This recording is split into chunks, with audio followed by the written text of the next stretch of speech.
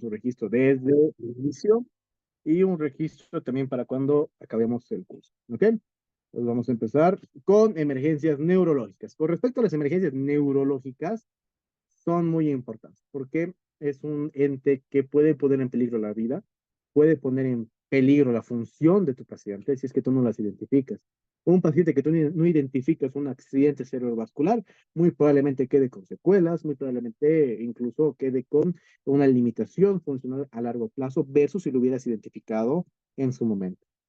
Entonces, la mayor entidad que nosotros vamos a ver es el evento vascular cerebral, ¿ok? EBC, ACV, ¿ok? Accidente cerebrovascular, lo que la gente coloquialmente le dice derrame cerebral, embolia cerebral, ¿ok? Son esas nomenclaturas. Y es la principal causa de discapacidad en Estados Unidos. En nuestro medio también hay una gran cantidad de personas que tienen eventos vasculares cerebrales o accidentes cerebrovasculares. Hay mucha gente, a lo mejor ustedes han vivido esa experiencia y es muy común en pacientes geriátricos. ¿Por qué es común en pacientes geriátricos? Porque tienen todas las comorbilidades, todas las patologías que predisponen a que tengan uno de ellos, ¿ok?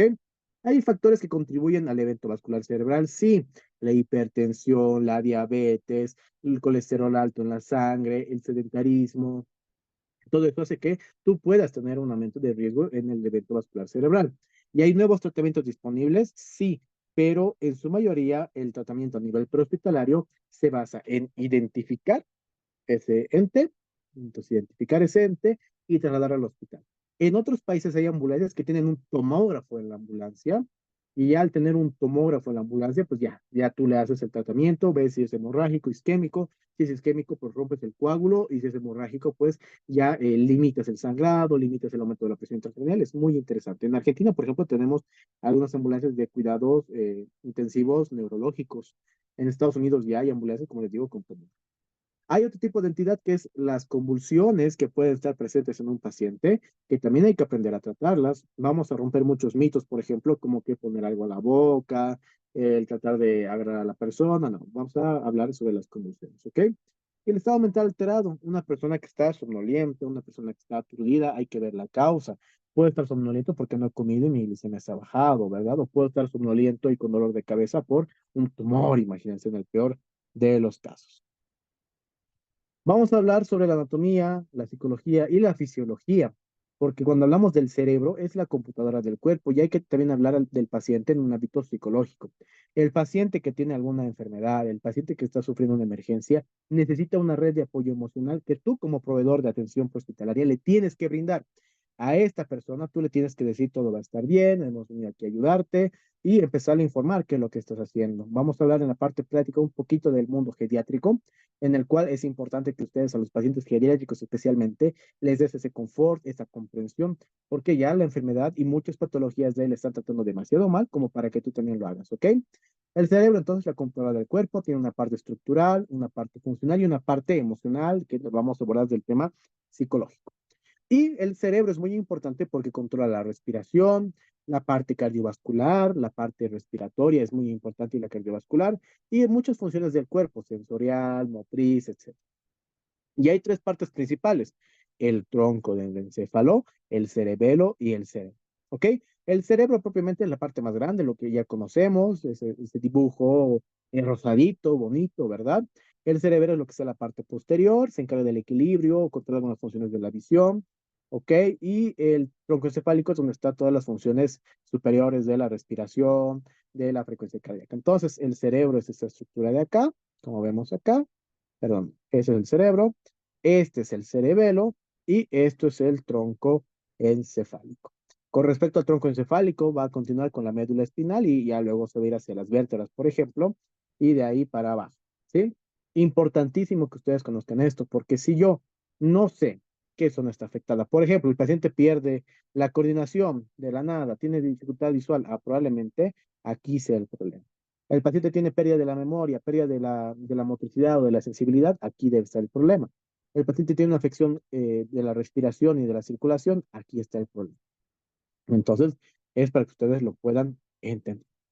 El tronco del encéfalo controla la mayoría de las funciones básicas, básicamente respiración y la circulación, y el cerebelo controla los músculos y la coordinación del cuerpo. ¿ok?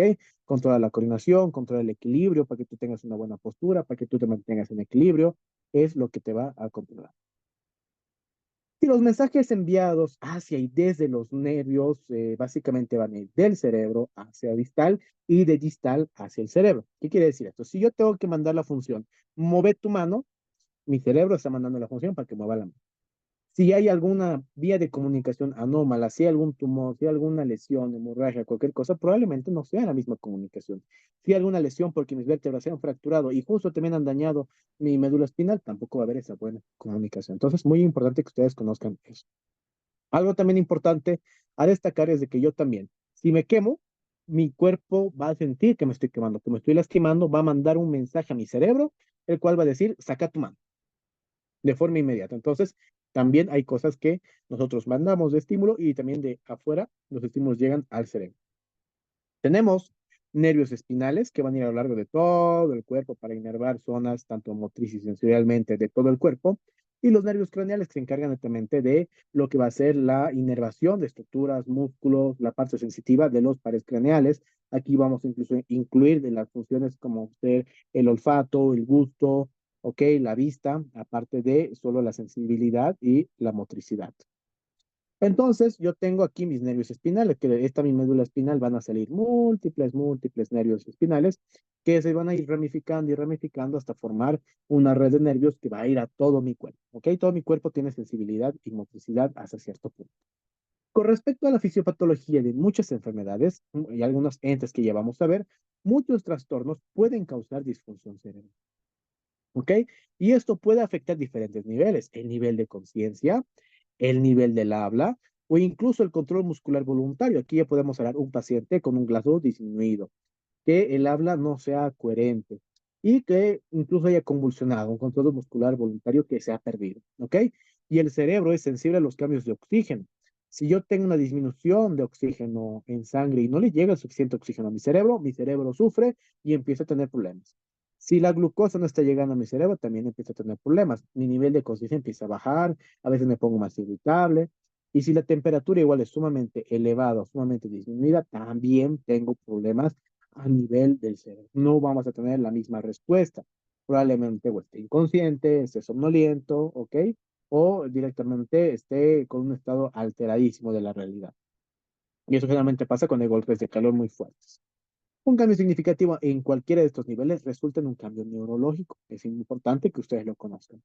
Como primer ente, por ejemplo, vamos a ver la cefalea, el dolor de cabeza. Me duele mi cabeza. Y es una de las causas de queja más comunes, uno de los motivos de consulta más comunes, dolor de cabeza.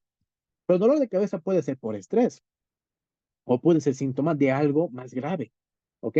Y solo un pequeño porcentaje de cefaleas es por una condición médica seria. La mayoría de las cefaleas es una cefalea tensional, se le conoce, una cefalea asociada al estrés, a renegar, a vivir con estrés, ¿ok? Que la característica de esta cefalea o de ese dolor de cabeza es que es una región posterior de la cabecita. Las cefaleas tensionales, también como se llaman estas, son causadas por contracciones musculares de la cabeza y cuello y es por eso que va más en la parte de atrás. Se atribuyen al estrés. Generalmente es un dolor de tipo opresivo, ¿ok? Creo que se dejó de compartir. Ahorita lo vuelvo a compartir. A disculpar, chicos. Va. Entonces, un dolor de tipo opresivo que mejora muchas veces con analgésicos, como ser el paracetamol, el ibuprofeno, por ejemplo. Son unos que ya podemos usar de forma frecuente, no necesitan receta. Nosotros sin ningún problema podríamos dar si somos personal sanitario o tenemos la capacidad de dar medicamentos, ¿ok? Generalmente los botiquines básicos también recomendamos que lleven este tipo de elementos porque son relativamente nobles, ¿ok? Vamos a ver a compartir, no sé qué habrá pasado. Pa, pa, pa, pa. Ahorita entramos.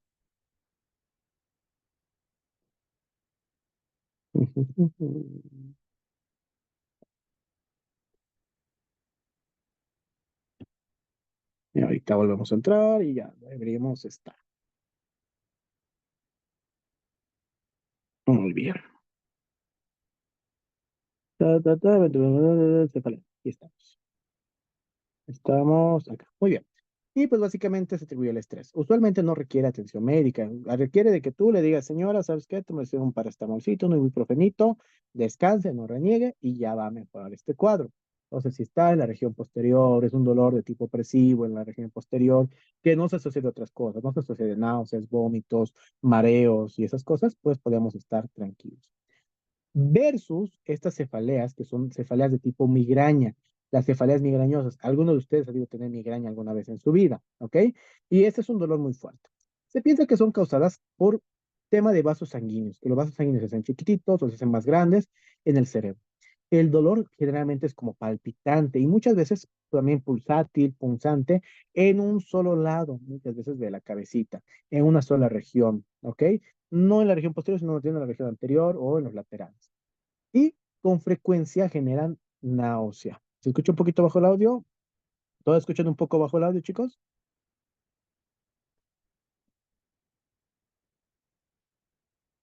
A ver, ¿todos escuchan bajo el audio?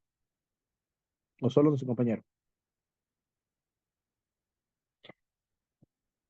Perfecto, normal, ya, listo. Vamos a meterle el volumen. A ver, vamos a meter. Métele más volumen a su micrófono y ya le vamos a dar. ¿Ok? Yo igual voy a hablar un poquito más fuerte. Y con frecuencia se asocian a náusea, vómitos e incluso puede estar con cambios visuales. Algunas personas ven borroso, ven nublado. Estas personas puede estar presente esa sintomatología. Ver como nubes también puede pasar.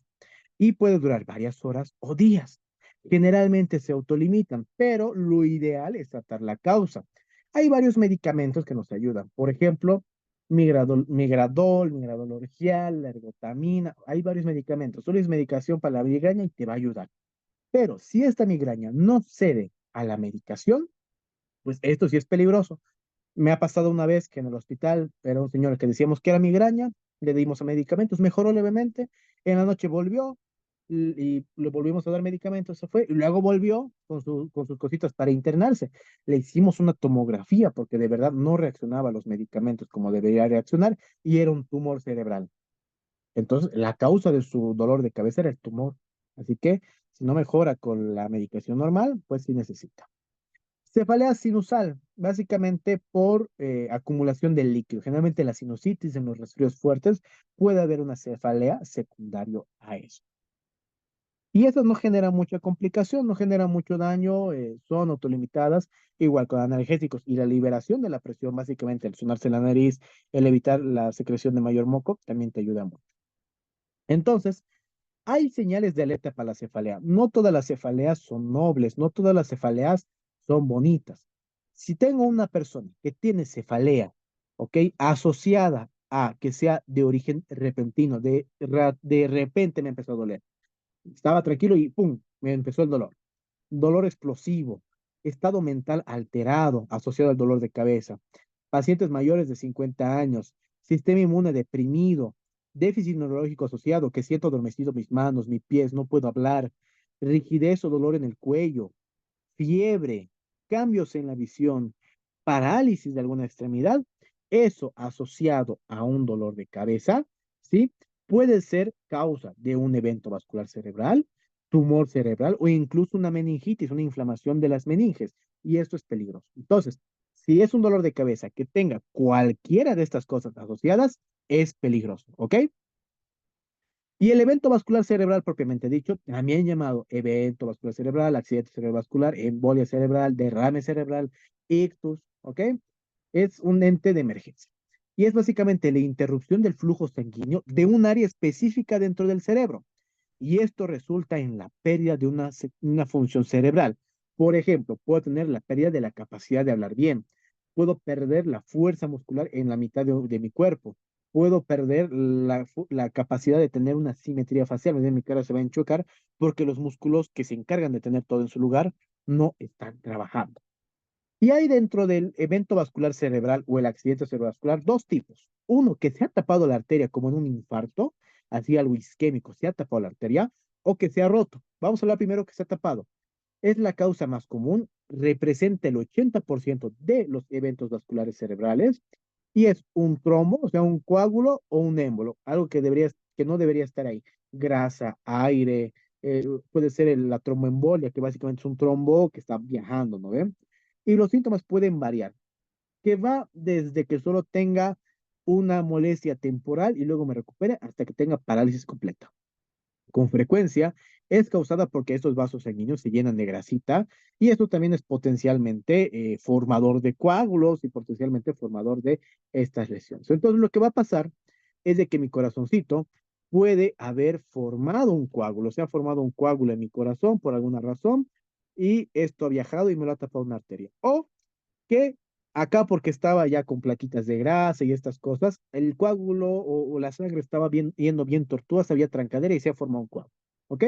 Entonces, si se corta el suministro sanguíneo, toda esta zona sufre, ¿ok? De falta de oxígeno. Entonces, se cortó el suministro sanguíneo, toda esta zona no tiene sangre. Y como no tiene sangre, hay disminución de oxígeno, disminución de glucosa y por ende no va a funcionar como debería funcionar mi cerebro. Y ahí tengo pues lo clásico que yo veo de que mi paciente tiene parálisis facial, tiene debilidad muscular, tiene dificultad del habla.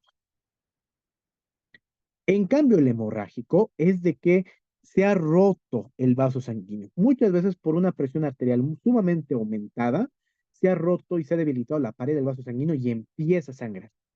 Y como empieza a sangrar, empieza a formar un coágulo enorme, a veces, o a veces no, nunca deja de sangrar. Y esto va a generar un evento que va a aumentar la presión intracraneal, lo que hemos visto, ¿no ve? La tríada de Cushing por trauma, porque hay una hemorragia. Lo mismo puede pasar acá y el paciente puede fallecer, ¿ok? Por el aumento de la presión cerebral, porque es abundante. Y generalmente son fatales. Hay muchos factores de riesgo, especialmente la hipertensión arterial es uno de los factores de riesgo más importantes. Y el factor estructural genético, básicamente de que se haya debilitado tus paredes de tu vaso sanguíneo por alguna razón o desde nacimiento, y pues en cualquier golpe, cualquier movimiento, cualquier esfuerzo se terminó de romper. Generalmente los aneurismas, como se le llama, o en valla, son a causa común, o sea, de que hay una deformidad y por cualquier razón se ha reventado, ¿ok? Y generalmente te dicen, es el peor dolor de cabeza de mi vida. No se dan analgésicos y está asociado a un estado mental alterado, está asociado a debilidad, está asociado a todo eso, ¿ok?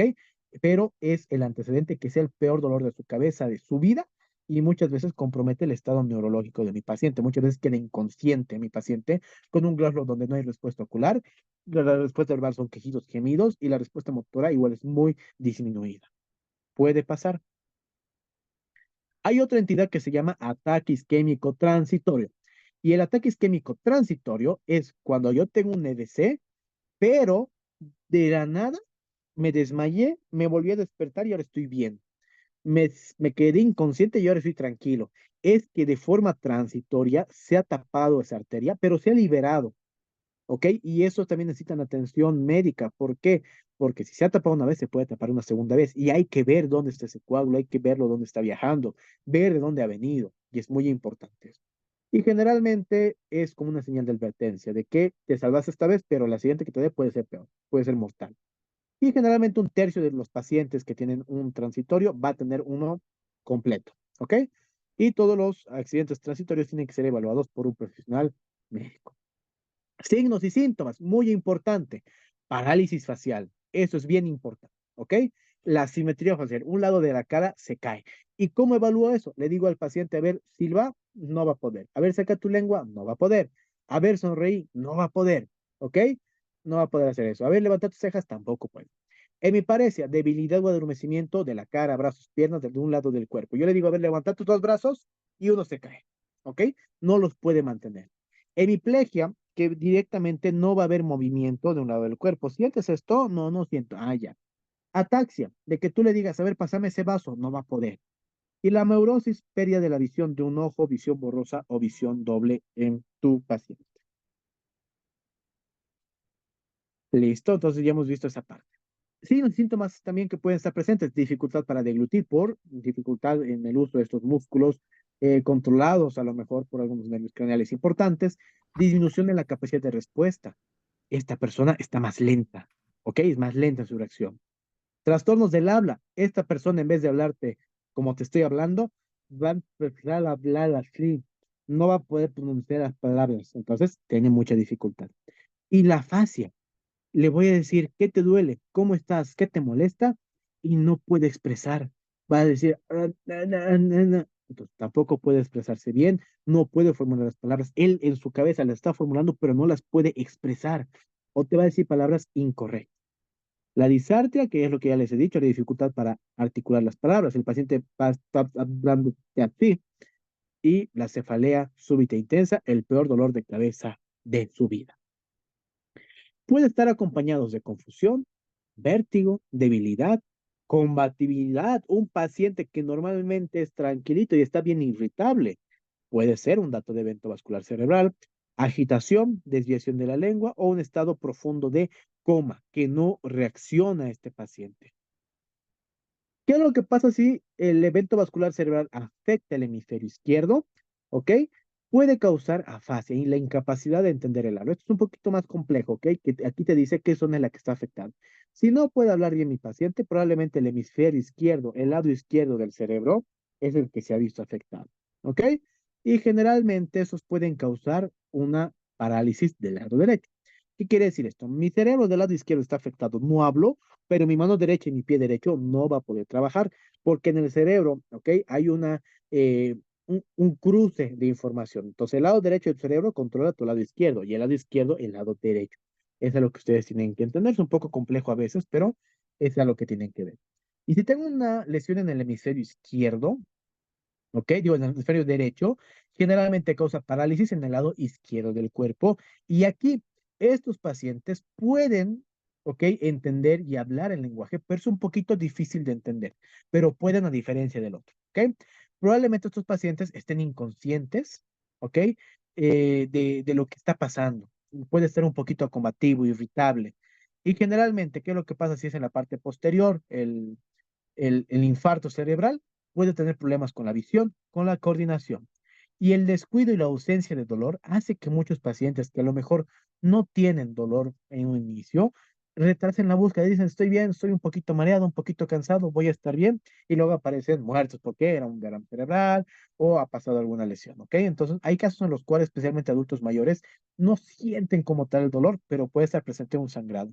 E incluso un viejito se puede caer y empezar con un sangrado secundario que se ha roto vasos sanguíneos importantes.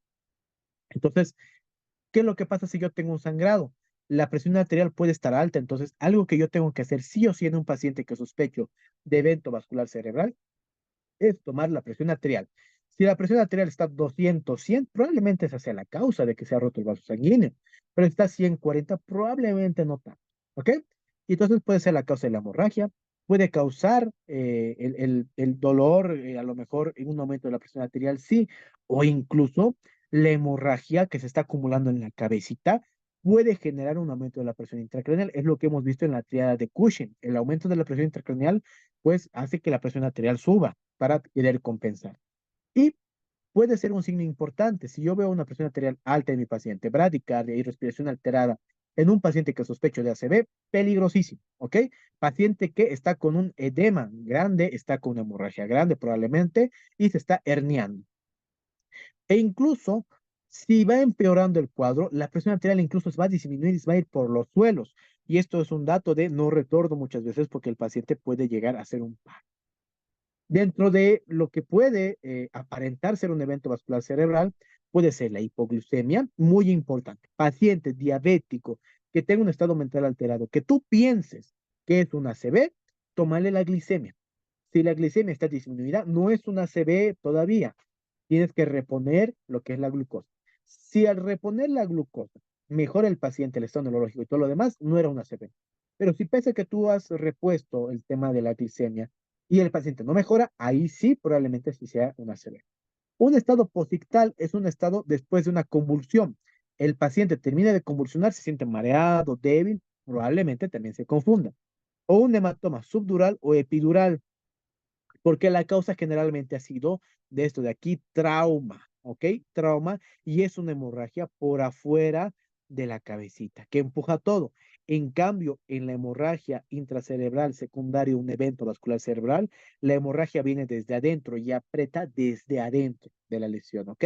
Es una principal diferencia. Y la principal diferencia de aquí, por ejemplo, yo lo hago por imagen. Tomografía es lo que yo le tengo que llevar a hacer a mi paciente. Entonces lo tengo que llevar a un paciente con ACV a un hospital que tenga tomógrafo. Si no tiene tomógrafo, no me sirve, porque no vamos a saber qué tipo de lesión tiene mi paciente, hemorrágica, isquémica. ¿Ok? Ahora, las convulsiones. Una convulsión es un episodio por un aumento de la actividad cerebral. Se estima de que muchas personas sí tienen esto, que básicamente es la epilepsia, que viven con convulsiones. Se han acostumbrado a vivir convulsionando y toman medicamento para no convulsionar. Pero hay situaciones en las cuales no toman el medicamento o por alguna razón un estímulo les hace convulsionar. Y por eso yo tengo tipos de convulsiones, ¿ok? La que más conocemos es esta de acá, la convulsión tónico-clónica generalizada. ¿Qué quiere decir eso? Es una convulsión en la cual hay tonía, ¿ok? Primero hay tonía. ¿Qué quiere decir la tonía? Que se vuelve rígido, ¿ok? Rígido, duro. Luego hay la clonía. La clonía es que empieza a temblar. Entonces el paciente se pone rígido, duro, se cae al suelo y empieza a temblar muchas veces. Esta es una convulsión tónico-clónica. Y eso sucede por descargas anormales eléctricas en grandes áreas del cerebro de ambos hemisferios, porque convulsiona brazo derecho y brazo izquierdo, y se caracteriza por inconsciencia, un espasmo severo de todos los músculos y que muchas veces eso hace que el paciente se caiga al suelo. Dura varios minutos o más. Lo ideal es de que no dure más de 5 minutos una convulsión y que no sean más de 3 convulsiones en un periodo igual de 10 minutos. ¿Ok? Muy importante. ¿Qué es lo que pasa si mi paciente convulsiona? Como es un espasmo generalizado de todos los músculos, hasta los músculos respiratorios a veces se ven afectados. Y si mis músculos respiratorios se ven afectados, no va a respirar ese tiempo mi paciente. Si no respira mi paciente ese tiempo, no le llega oxígeno al cerebro. Si no le llega oxígeno al cerebro, también sufre. Entonces, con cada convulsión, mi paciente también va a sufrir. Importantísimo que ustedes entiendan eso. Si convulsiona mi paciente, va a sufrir.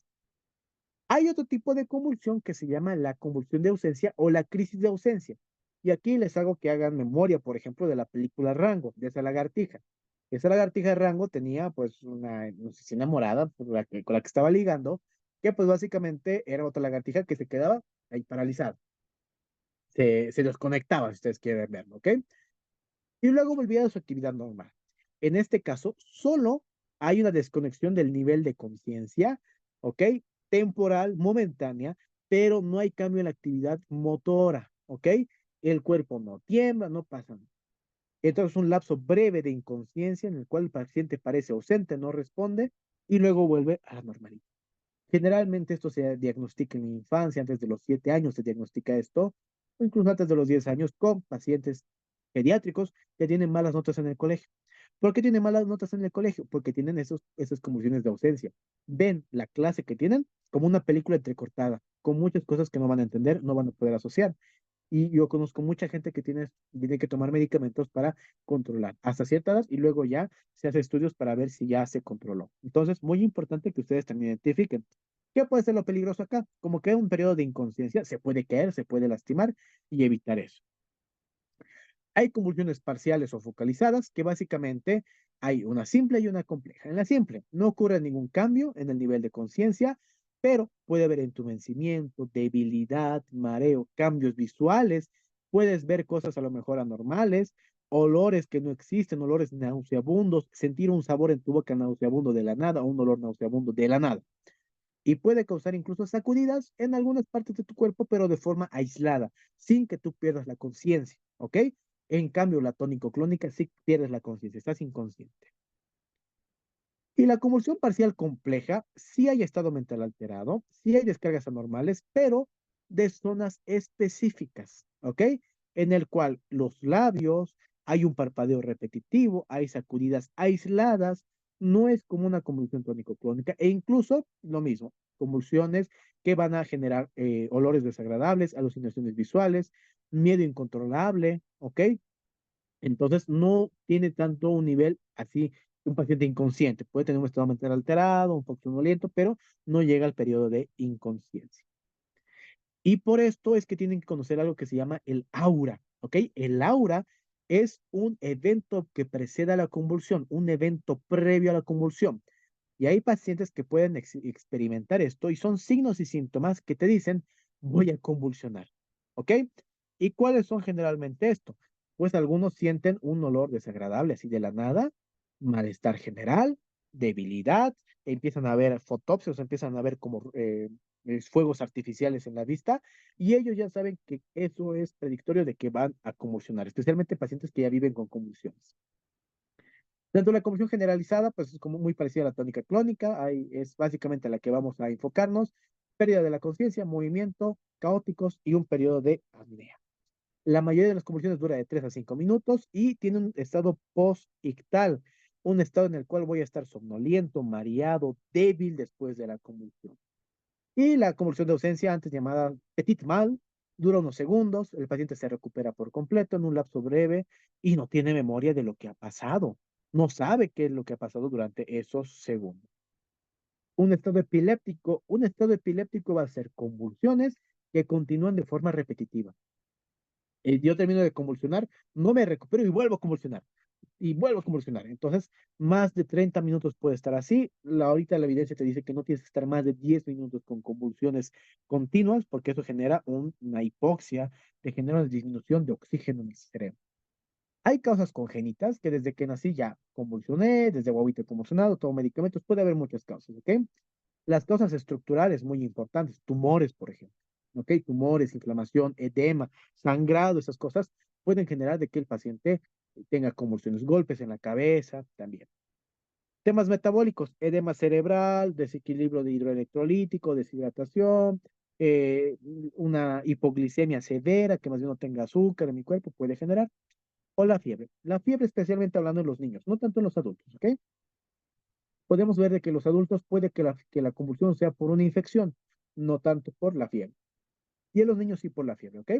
Y por lo regular las convulsiones epilépticas pueden controlarse con medicamentos que los pacientes ya toman de la nada.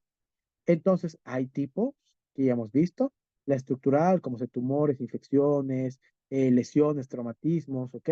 Metabólica, hipoxia, hipoglicemia, envenenamiento, fármacos, abstinencia al alcohol, y la febril, la fiebre alta elevada. Y es importante reconocer las convulsiones porque cuando yo reconozco una convulsión, voy a ver si es muy parecida o ya ha tenido eventos parecidos el paciente. Si no ha tenido eventos parecidos el paciente, igual es un dato de alarma. Pero si mi paciente ya tuvo estos episodios antes, probablemente estoy un poco tranquilo porque sé que ya tiene ese diagnóstico el paciente. Y hay que identificar otros problemas asociados a la convulsión, no solo la convulsión, sino también de que el paciente, pues, ver cómo está su nivel neurológico, ver cómo está su glicemia, si se ha golpeado o no se ha golpeado al caer, si se ha vomitado o no ha vomitado, importantísimo. El estado posictal, después de una convulsión, pues básicamente los músculos se relajan, la respiración se vuelve laboriosa, está somnoliento, puede estar confundido, puede estar a lo mejor con parálisis todavía, dolor. Y si la condición no mejora, pues sí, obviamente hay que ver otras causas, ¿no? Ha convulsionado, yo puedo decir que está mejor, pero no le tomo su glicemia. O no he chequeado si tiene fiebre, no tiene fiebre, no tiene infección, ¿ok? Entonces, con respecto a eso, las convulsiones. El síncope. Con frecuencia las convulsiones se confunden con síncope. El síncope es que el paciente se desmaye, ¿ok? Y la convulsión básicamente va a ser de que el paciente, pues, convulsiona. Dentro del síncope hay otro ente con el cual se confunde mucho, que es la lipotimia, ¿ok? A veces lo usan como sinónimos, pero una principal diferencia es que puede ser que el síncope es me mareo, casi me desmayo, pero estoy bien. Y la lipotimia que me desmaya. ¿Ok? Puede ser alguna variante. O síncope igual le dicen a la persona que se marea, se cae y momentáneamente, pues probablemente se desmaye. ¿Ok? El estado mental alterado, además de los eventos vasculares cerebrales, las convulsiones, pues también hay algunos otros tipos de causas que me generan este tema de estado mental alterado, como ser la hipoglucemia. La hipoglicemia, justo cuando veamos el tema metabólico y aquí en la práctica el tema de sueros, vamos a hablar de la hipoglicemia. Hay pacientes que tienen signos y síntomas que parecen una ACV o incluso convulsiones. Y cuando tú lo evalúas y le tomas la glicemia porque tiene un antecedente de diabetes, un antecedente que tiene varias enfermedades, era hipoglicemia. ¿Ok? Tema de delirio. Puede ser una persona que no es una enfermedad como tal, sino es un síntoma. Es una molestia nueva, ¿ok? Es un estado temporal que tiene una causa física o mental, se remiente con tratamiento adecuado, los signos y síntomas son alucinaciones que puede tener el paciente, que de cosas que probablemente no estén sucediendo en el momento, ¿ok? Y hay otras causas de estado mental alterado. Un TEC que no hemos reconocido, intoxicación severa por fármacos, drogas, un desorden psicológico, psiquiátrico incluso, complicaciones de la medicación infecciones particularmente, incluso las que afectan el cerebro, el torrente sanguíneo, la meningitis como tal es una de las que más genera estado mental alterado y una infección que se generalice. Yo tengo una infección respiratoria en mi abuelito y él no despierta, probablemente sea eso. Me han dicho que mi abuelito tiene infección urinaria y que le tenemos que llevar a internarse, pero ahorita ya no me responde, probablemente la causa sea la infección. ¿Qué es lo que hacemos con nuestros pacientes entonces? Evaluación de la escena, muy importante, especialmente en busca de qué edad tiene, qué está pasando, está convulsionando, no está convulsionando, se ve alerta, no se ve alerta. Todos los pacientes con estado mental alterado sí necesitamos darle oxígeno hasta que tengan una buena saturación. No necesariamente con alto flujo, sino dispositivos como puntas nasales, mascarilla, pero que sature bien, ¿ok? Igual, no le hago saturar 100%, le hago saturar hasta 96%. Si le hago saturar 100%, ya saben, los vasos sanguíneos se hacen chiquititos. Y la hiperventilación puede conllevar a consecuencias negativas. Entonces, de que el paciente esté botando todo su dióxido de carbono tampoco me sirve. Hemos hablado de que podemos hacer que el paciente respire mejor, más lento. La historia clínica es importante, saber antecedentes. Si me dice tiene presión arterial elevada, le ha dolido su cabeza y desde ahí está inconsciente, probablemente no se ve. Pero si me dicen es diabético, toma sus medicamentos, no ha comido hoy día, pero ha tomado su medicina y está así somnoliento, puede ser hipoglicemia. Un paciente que dicen siempre ha convulsionado, tomaba medicamentos, pero estamos de viaje y no hemos traído y no ha tomado y está convulsionando por eso. Entonces, importantísimo. En la evaluación secundaria, signos vitales muy importante. Hay que ver el tema de la presión arterial, la tríada de Cushing buscar, el tema de la frecuencia cardíaca y las respiraciones que sean normales. Generalmente la presión está alta en los pacientes que tengan un evento vascular cerebral o sospeche de evento vascular cerebral. Y los cambios en el tamaño de la pupila también pueden estar presentes. ¿Por qué? Porque es igual que el TEC. Hay un aumento de la presión, el par craneal tercero se afecta y probablemente tampoco pueda reaccionar bien la pupila. ¿Ok? Y revisa los niveles de glucosa en sangre siempre. Paciente con estado mental alterado, nunca se olviden, ve los niveles de glicemia en sangre. Y si yo voy a evaluar un evento vascular cerebral, puedo utilizar varias escalas. La escala de Cincinnati, que básicamente es la que les he mencionado, que toma tres parámetros, ¿ok?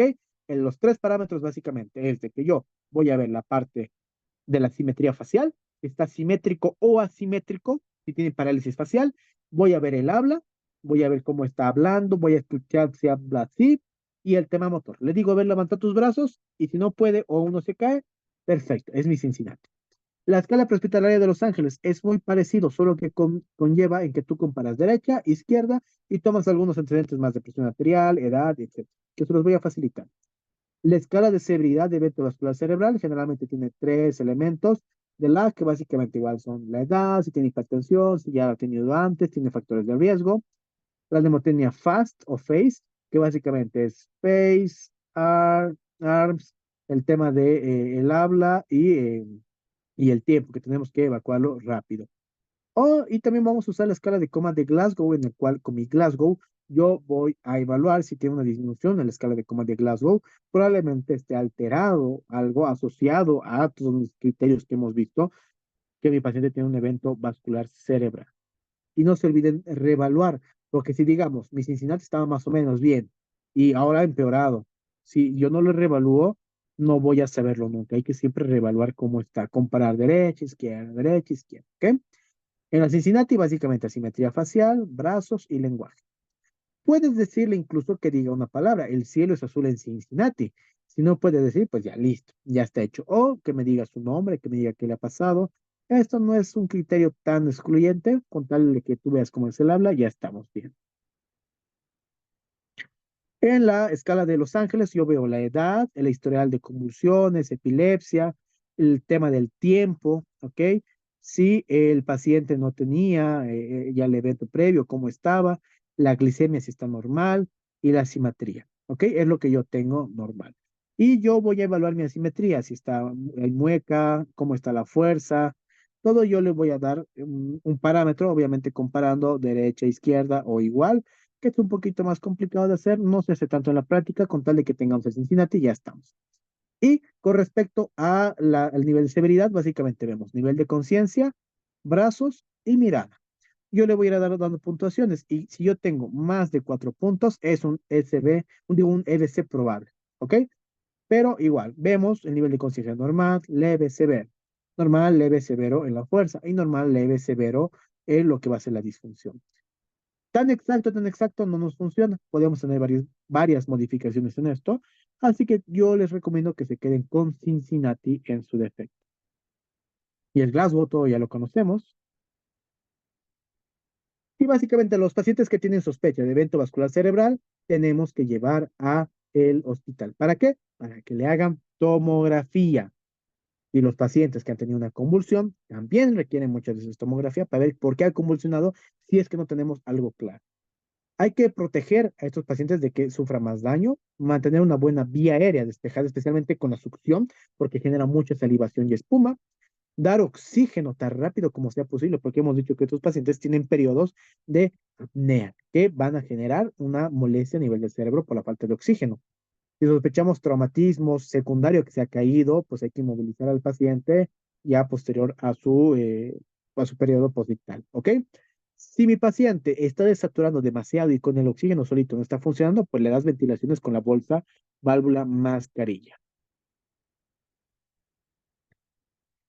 Preocúpese, ¿ok? Si un paciente se queja de una cefalea repentina, acompañada de fiebre, convulsiones, estado mental alterado, o seguida de un golpe en la cabeza muy fuerte y que tenga un dolor de cabeza muy fuerte. Un paciente con migraña que no responde a tratamiento. Y básicamente, pacientes que tengan un evento vascular cerebral, el ABC, obviamente no vamos a ver hemorragia externa en los pacientes, sino más bien a nivel intracerebral. ABC, vía aérea buena, buena ventilación, buena circulación, nivel neurológico evaluarlo y buscar si tiene alguna otra lesión, ¿ok? Y yo voy a identificar con mis escalas, escala de Cincinnati, escala de Los Ángeles, Glasgow, lo que ustedes quieran, para ver si tiene un nivel de conciencia alterado. Una buena saturación, por lo menos de 94-96%. La terapia de oxígeno no está recomendada a no ser que el paciente tenga signos de hipoxia, esté desaturando, esté con 90, yo le quiero subir a 94. Si mi paciente está saturando 96%, no necesito oxígeno, ¿ok? Poner a mi paciente. Y hay terapia trombolítica. Básicamente la terapia trombolítica, trombo es coágulo, lítica es romper, ¿ok? Vamos a romper el coágulo. Básicamente se usa en el hospital. Y esto, si podemos hacerlo en las primeras 3 a 6 horas, se va a mejorar mi paciente y puede que no tenga muchas secuelas. Si me tardo más de eso, pues también tengo complicaciones. Pero ustedes no se demoren 3 horas en llegar, ustedes tardense 1 hora máximo entre que identifican el evento vascular cerebral y ya estén en el hospital. ¿Ok? Entonces, ¿a qué hora ha pasado, señora? Ha pasado a las 8 de la noche, 7:45, digamos, de la noche. Ya, yo he llegado ahorita 8:19, 7:45, tengo todavía tiempo. Ya lo voy a trasladar a un hospital rápido, voy a hacer mi evaluación rápido y lo voy a llevar rápido. Voy a llegar 8:45, entonces 1 hora, cabalito, porque estas otras 2 horas se van a ocupar hacer estudios, laboratorios, etcétera, etcétera, etcétera, y ya a veces pasa mucho el tiempo. A veces todavía está en un periodo en el cual se le puede hacer la trombolisis, ¿ok? Se puede romper ese coágulo, pero ya queda con secuelas. Así que el transporte para la detección de eventos vasculares cerebrales es muy importante y siempre ver los signos vitales, la presión arterial, frecuencia cardíaca, estado mental, ¿ok? Muy importante que vayamos controlando la glicemia también en nuestros pacientes. Si mi paciente tiene una convulsión, ¿ok? Un estado mental alterado, puede estar en un estado posictal, porque yo lo voy a trasladar no convulsionando, lo voy a trasladar después de que convulsione. Ahora, si ha convulsionado mi ambulancia, pues yo lo voy a ver cómo lo voy a atender. Generalmente lo que hacemos a estos pacientes es de que yo le voy a poner de costado a mi paciente que está convulsionado de costado para que no se obstruya su vía aérea con la secreción. No voy a abrir la boca, no voy a meter nada en la boca. ¿Por qué? Hay más mandíbulas luxadas, más dedos mordidos, más lesión en el paciente si yo a la fuerza le quiero abrir. Lenguas mordidas no hay tantas, y no es como el mito, se lo va a tragar su lengua, se va a morder, se va a salir su lengua. No, no hay tanto. Lo que más se llega a afectar en un paciente que convulsiona son los costados de la lengua. ¿Ok? Se puede morder, genera un moretito, pero no algo muy grave. ¿Ok? Ahora, si después de la convulsión ha sangrado, pues ya tú puedes poner apósitos, limpiar, el tema del sangrado, evitar. ¿Sí? Entonces, paciente que convulsiona, evitas que se haga más daño, lo ayudas a caer, evitas que golpee la cabeza con más cosas, lo pones de costado, dejas que convulsione, le das oxígeno si es que está desaturando por este periodo de apnea, si está demasiado baja la saturación, pues le das ventilación a presión positiva, aspiras las secreciones y lo trasladas a tu paciente. Medicamentos para poner, hay, pero en el ambiente prehospitalario de un proveedor básico como van a ser ustedes, no. Generalmente se pone una infusión, ¿ok? De sedante, se lo puede poner incluso intramuscular, intravenoso, el diazepam, por ejemplo, que usamos mucho en los pacientes en un estado de estatus epiléptico agudo. Hay otros medicamentos en los cuales ya pueden ser de ya un traslado prolongado. Yo lo tengo que llevar de Chapare aquí a Cochabamba y no quiero que me convulsionen el trayecto. Se puede poner a goteo esos medicamentos, pero no es tema de la clase del día de hoy. Entonces, con respecto a estado mental alterado, es lo que vamos a ver en la clase de hoy. Si tienen dudas, preguntas, por favor, vayan poniéndolo al chat, en lo que yo pongo la siguiente diapositiva. Entonces, vamos poniendo el chat.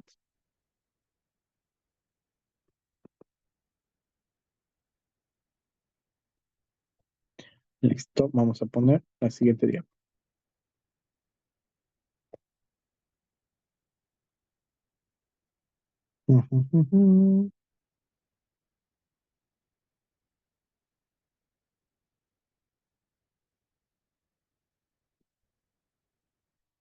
Dudas, preguntas, vayan poniendo el chat si tienen experiencias incluso. Ahí te lo leemos.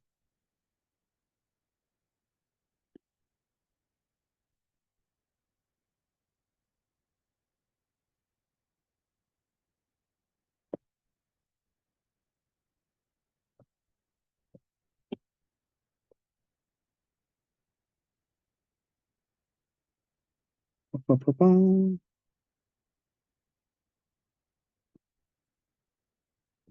Los que recién han entrado, por favor, pongan su nombre completo. Ya estamos llamando a lista en el chat, porfa. Pa, pa, pam.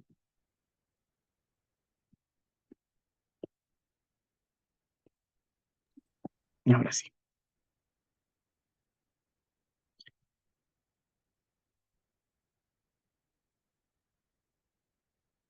Listo. Vamos a ver ahora emergencias gastrointestinales y urológicas, que básicamente es importante que ustedes conozcan. ¿Por qué? Porque igual, otra causa de consulta en servicios de emergencia muy recurrente es el dolor abdominal. Me duele mi estómago, doctor, me duele mi estómago, lléveme, por favor, tengo mi cirujano, lléveme al hospital, me duele harto, no puedo respirar. Entonces ya, vamos a hablar de eso. Con respecto al dolor abdominal, básicamente es un ente que nosotros tenemos que conocer. Es muy importante que nosotros hablemos de él. ¿Por qué? Porque si nosotros no sabemos qué está dentro del abdomen, muy difícil voy a saber qué probablemente le esté doliendo. Generalmente es difícil de determinar la causa, pero por características clínicas yo puedo saber algunas específicas, ¿ok? Como proveedor, no necesito saber la causa exacta, pero sí puedo tener sospechas de cuáles pueden ser las causas para que en el hospital, cuando yo les explique, puedan agilizar los diagnósticos y agilizar los estudios que le van a hacer. Si nosotros podemos ver de forma rápida si pone o no en peligro su vida de forma inmediata, ahí sí yo voy a ayudar mucho a mi paciente en el ambiente prehospitalario. Entonces, anatomía y fisiología, la cavidad abdominal contiene el sistema gastrointestinal, genital y el sistema urinario, y está compuesto por órganos sólidos, huecos, en su mayoría vísceras. La lesión de un órgano sólido puede causar shock y hemorragia. Si es que yo hablo, por ejemplo, me rompo el vaso, me apuñalan en el hígado, pues puedo generar mucho sangrado y la muerte de mi paciente, un estado de shock. Pero si yo tengo que un órgano hueco se rompe, pues hace que contaminemos la cavidad abdominal. ¿Qué quiere decir eso? Si mi intestino se rompe, pues las heces fecales van a ir a todo lo que va a ser mi intestino. Y si bien yo tengo una microbiota normal, tengo bacterias normalmente en el intestino que pueden viajar hacia las paredes en general del abdomen y contaminar todo y puede ser una infección generalizada que es muy peligrosa. Entonces, dentro de órganos sólidos, el hígado, el vaso, el páncreas, riñones, ovarios, testículos, si ustedes quieren ver un poquito de la cavidad abdominal, si es que es un paciente que tiene criptorquidia, quiere decir que los testículos no han descendido, puede considerarse todavía incluso una lesión en un órgano sólido. Puede ser un paciente que tiene criptorquidia, que el testículo no ha bajado y tiene un trauma abdominal cerrado, porque no puede estar afectado el testículo, ¿ok? Y órganos huecos, vesícula, uréter, intestino en su mayoría, trompas, vejiga, estómago, útero. Entonces, importante. El aparato gastrointestinal es responsable del proceso de la digestión, ¿ok? Y la digestión empieza cuando el alimento ha entrado en la boca. La saliva empieza a descomponer los alimentos y el estómago va a recibir estos alimentos y es el principal órgano digestivo porque tiene el ácido clorhídrico. El hígado también apoya en la digestión porque secreta bilis para degradar las grasas, filtra algunas sustancias tóxicas y las elimina por la bilis y crea depósitos de glucosa en el hígado, ¿ok? El hígado se encarga de a lo mejor filtrar también y crear depósitos de glucosa. Para que cuando yo no coma, pues mi hígado dice, ah, no ha comido esta persona, le voy a dar esta reserva de glucosa que teníamos para que siga sobreviviendo. Perfecto. Y la bilis, ¿ok? La bilis muchas veces es un acúmulo de sustancias, tanto de desecho, puede ser sustancias también propiamente para digerir las grasas, ¿ok? Y se encarga básicamente la vesícula de almacenar la bilis que se ha producido. Dentro de la parte gastrointestinal yo tengo los intestinos, en este caso primero intestino delgado y luego intestino grueso. Intestino delgado, la primera porción es el duodeno, luego el yeyuno y luego el ilion. Y luego tengo el intestino grueso propiamente, que es el colon, ¿ok? El alimento que no se descompone, no se absorbe, se viene ahí y luego posteriormente va a eliminarse porque se absorbe el agua excedente y se forman las heces, ¿ok? Y el vaso está localizado en el abdomen, no tiene una función digestiva, pero sí tiene una función de cementerio de los vasos, digo, de los glóbulos rojos. Con respecto al aparato reproductor, en el espacio abdominal también hay órganos reproductores, obviamente en la parte inferior, especialmente hablando de las mujeres, ¿ok? Y el aparato urinario, pues controla la descarga de materiales de desechos. Básicamente consta de los riñones, uno de cada lado, los uréteres, que son el conducto que unen al riñón a la vejiga, y la vejiga propiamente dicha. ¿Por qué es importante conocer esto? Porque puede haber piedras acá, puede haber piedras acá o puede haber piedras acá y todos esos generan dolor en nuestro paciente. E incluso en la uretra también puede haber piedras que estén queriendo trancar que también generan mucho dolor. Entonces, una causa y que ustedes tienen que conocer es de que cuando yo formo piedras en el riñón, estas piedras pueden bajar y pueden tapar cualquiera de estas zonas. Y al tapar cualquiera de estas zonas genera muchísimo dolor en el paciente. ¿Ok?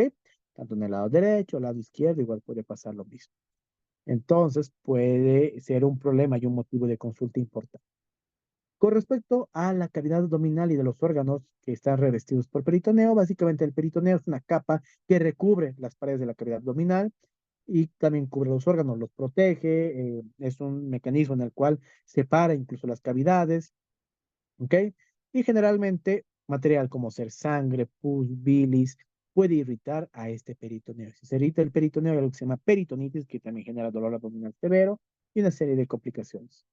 Y esto tiene un término cuando yo hablo de un dolor que se instaura de forma repentina, yo le voy a llamar abdomen agudo, ¿ok? Abdomen agudo. Y a menudo es asociado por problemas graves y progresivos, que, por ejemplo, muchas veces un dolor que se instala de forma aguda, rápida, que no cede, ¿ok? Muchas veces termina en cirugía. La peritonitis es la inflamación del peritoneo. ¿Puede generar dolor? Sí, pero lo que más me causa es el ilio. ¿Y qué es el ilio? Que mis intestinos dejen de funcionar. Y si dejan de funcionar mis intestinos, tengo problemas, ¿ok? Puedo tener puedo tener patologías como la diverticulitis, colecistitis y la apendicitis aguda, básicamente inflamación de los divertículos dentro del intestino, que básicamente son estructuras, se ponen en las paredes, ¿ok? Que no necesitamos saber mucho de eso. Una inflamación del intestino que te genera esto, ¿ok? La colecistitis, que mi vesícula se ha inflamado y me duele, y la apendicitis, que mi apéndice se ha inflamado y me duele. ¿Ok? Son las causas comunes. Obviamente hay más causas, las infecciones urinarias, los abortos espontáneos, puede haber las causas de un embarazo ectópico, que el embarazo en vez de llevarlo dentro del útero, está en la trompa de falopio, genera mucho dolor, inestabilidad en tu paciente. Y siempre que tengas una paciente en edad reproductiva con dolor abdominal, es dato de que tú tienes que preguntarte si no está embarazada esta persona. ¿Ok? Ahora, el dolor abdominal tiene algunas características. ¿Ok? Y por ejemplo, si me duele mi vesícula, me va a doler ahí, pero también el dolor irradia, el dolor viaja, el dolor migra. ¿Ok? Entonces puede ser un dolor referido, no es un dolor solo en una zona. Y hay causas del dolor. Pueden ser úlceras y esto a nivel de la mucosa del estómago. La gastritis, como ustedes la conocen, ya, perfecto. Úlceras gástricas erosiona una capa de revestimiento de la mucosa del estómago y hace que el ácido entre en contacto con el órgano. Y ese es un dolor de tipo urente, un dolor de tipo quemante. Ahora, si es secundario que yo haya comido mi trancapecho, mi ají de fideo, haya tomado café, Coca-Cola, haya tenido algún tipo de estímulo que sea irritante, pues también esto puede generarse un dolor de tipo cólico asociado. Entonces, un dolor que quema y también es cólico, ¿ok? Otra causa de dolor, cálculos biliares, piedras en la vesícula, ¿ok? Pueden formarse, bloquean la salida de la vesícula, ocasionando la colicistitis, ocasionando que esta se inflame. Entonces, la piedra hace que esto se inflame. ¿Y por qué duele? Imaginemos que la vesícula es esto de acá, ¿ok? Es una bolsita que tiene que mandar el líquido acá por una compuertita, digamos, una compuertita acá.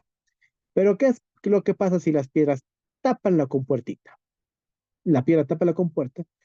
Esto dice, tengo que sacar como de lugar este líquido y empieza a hacer más presión. Empieza a apretarse y a hacer más y más, más presión y eso duele. Entonces, por culpa de esta piedra que está tapando, que me está generando molestia, la vesícula se ha inflamado y al estar comprimiéndose, genera dolor. ¿Ok? ¿Y qué es lo que hacemos nosotros a estos pacientes? Le damos generalmente medicamentos para que inhiban la contracción. Si ya no hay contracción, ya no va a haber dolor, pero no estamos tratando la causa real. Otra causa, la pancreatitis, la inflamación del páncreas, ¿ok? Puede ser múltiples causas en este sentido. La inflamación del páncreas puede ser por trauma, puede ser por tóxicos, por alcohol, porque una piedrita justo ha tapado un conducto donde se une la vesícula y los contenidos del páncreas en una porción del intestino. Se tapa ahí y el páncreas empieza a autodigerir, ¿ok? Puede pasar, puede ser por infecciones también. La apendicitis, importante también conocer, la apendicitis, la inflamación del apéndice, generalmente hay dolor en la fosa ilíaca derecha, un dolor igual de tipo cólico, que antes había empezado igual, más o menos en la boca del estómago, ha viajado hacia el ombligo, y de ahí ya se ha quedado en la fosa ilíaca derecha y duele demasiado. Hay fiebre, hay malestar general, muchas veces en esos pacientes, ¿ok?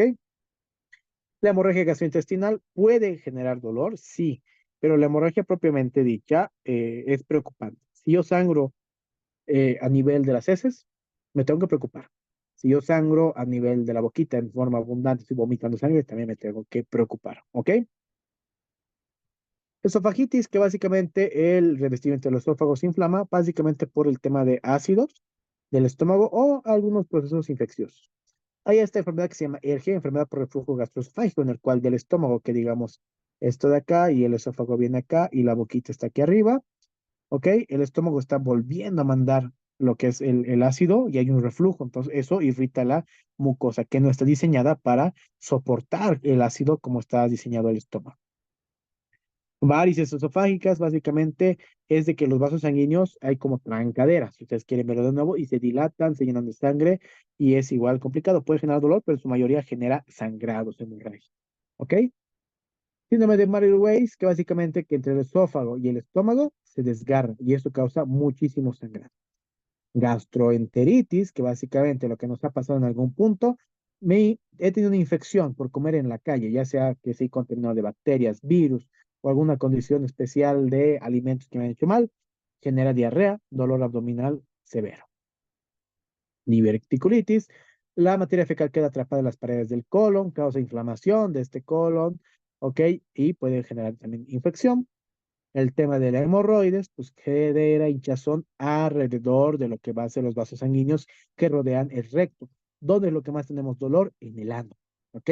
El ano va a tener presencia de dolor porque los vasos sanguíneos están solamente afectados, están trombosados algunos, y es complicado tratar a los pacientes porque el dolor es grande, ¿ok? Y muchas veces termina en cirugía.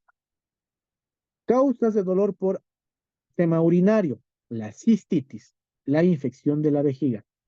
Generalmente también le podemos llamar infección urinaria, ¿ok? La infección urinaria o infección de las vías urinarias. Puedes estar tomando en cuenta que se está generando un proceso infeccioso y arde al orinar, duele al orinar, es un dolor constante en las mujeres y las infecciones urinarias generan mucha sintomatología. Alguna a lo mejor ya le debió pasar. Pero ¿qué es lo que pasa? Fiebre, malestar general, escalofríos, dolor en el estómago que irradia la espalda, la zona lumbar, arde al orinar, duele al orinar, puede estar presente. En los hombres también, ¿ok? A nivel de los riñones, básicamente puede ser de que este riñón esté fallando, ¿ok? Y puedes generar cálculos. piedritas en el riñón. Y eso genera obstrucción, y si genera obstrucción, genera dolor. Hay patologías como ser la insuficiencia renal aguda. La insuficiencia renal aguda es una condición en la cual el riñón disminuye en su función, no es suficiente, ¿ok? Y si yo le diagnostico y le doy tratamiento oportuno, llevándole a un nefrólogo, a un médico internista a tiempo, probablemente esté tranquilo y no necesite diálisis, ¿ok? Se recupere.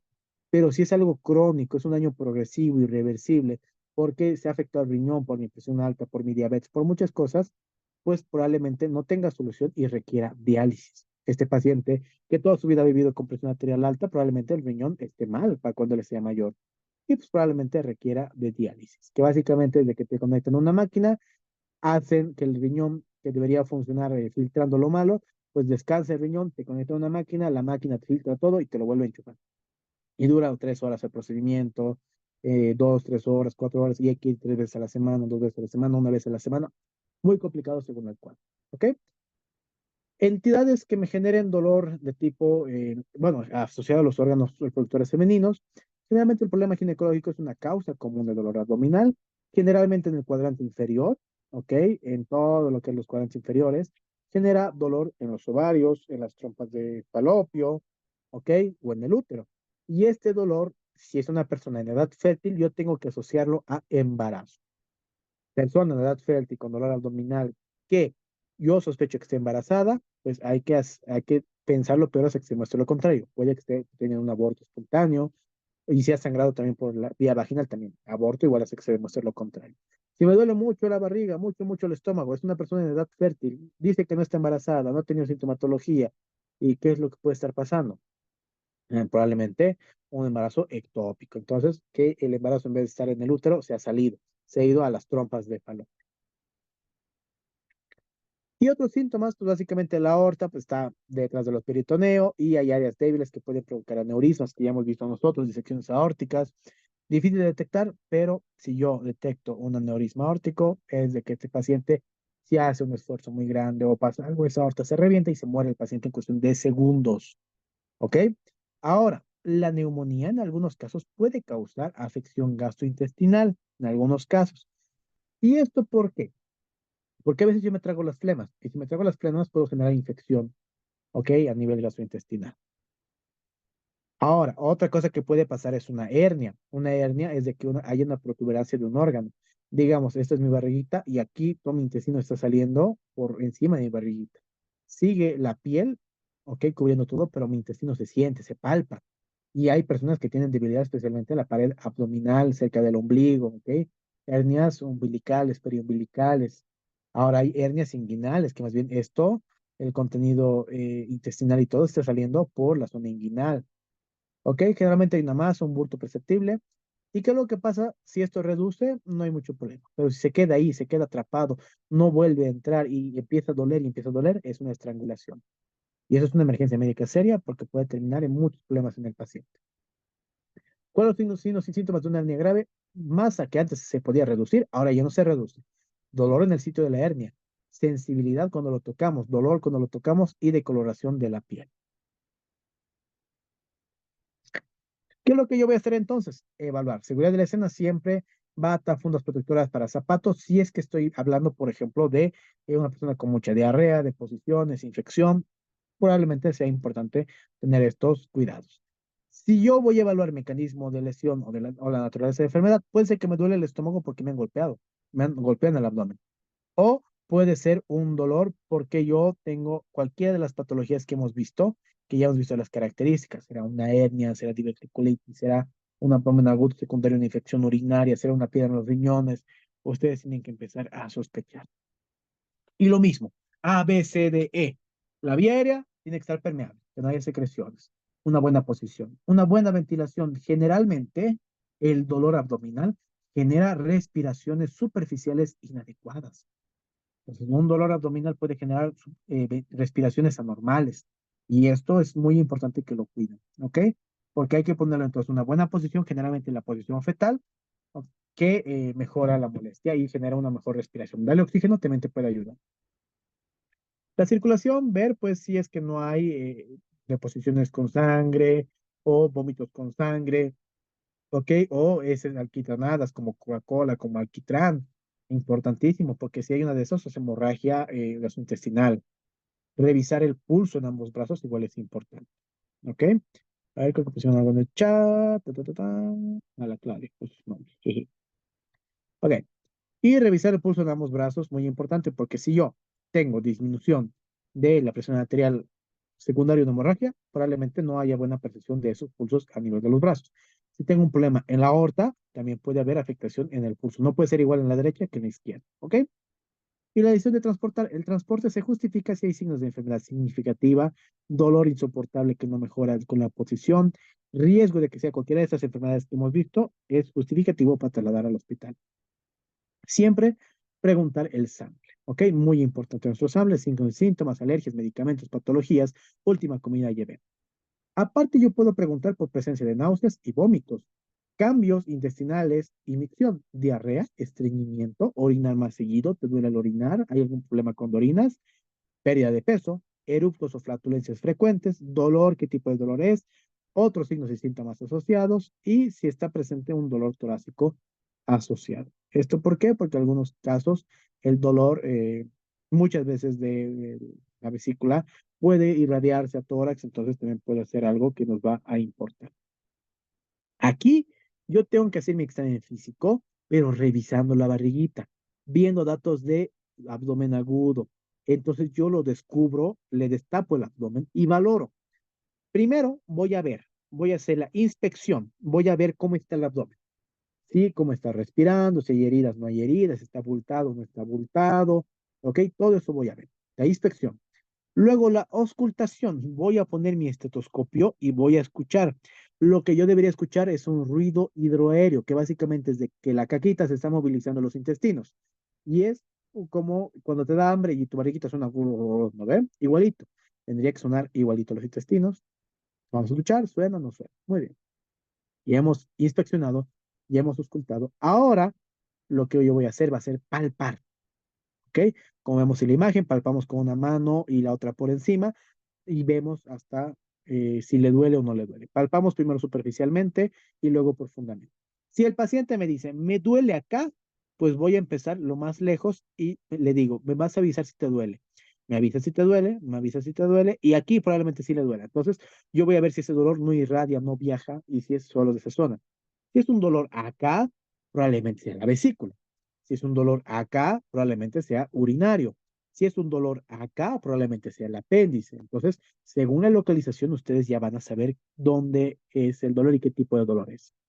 Los signos vitales es muy importante, especialmente la frecuencia respiratoria y el pulso, porque el dolor altera esos dos. Y siempre reevaluar a tu paciente, evaluar los efectos de las intervenciones y el tratamiento para el shock y el apoyo emocional, trasladar de forma rápida y cómoda. Ahora, nosotros no siempre estamos en la posibilidad de tratar todas las causas del dolor abdominal porque muchas veces termina en cirugía. Lo que yo sí puedo hacer es evitar que el paciente entre en shock, darle comodidad y tratar al paciente incluso cuando no necesariamente vemos sangrado, ¿no? El oxígeno puede disminuir las náuseas, la ansiedad y la molestia respiratoria. Después de que yo haya tratado al paciente, limpiamos, equipamos de nuevo la ambulancia y ya estaríamos bien. Ahora, ¿qué es lo que pasa con el tema del dolor? ¿Lo aliviamos o no lo aliviamos? Durante mucho tiempo ha habido esta controversia de que no, si tú le alivias el dolor abdominal cuando llega al hospital ya no le va a doler, ya no le van a atender. No, el dolor abdominal tienen que aliviarlo. Cualquier dolor que ustedes vean en el medio hospitalario tienen que aliviarlo.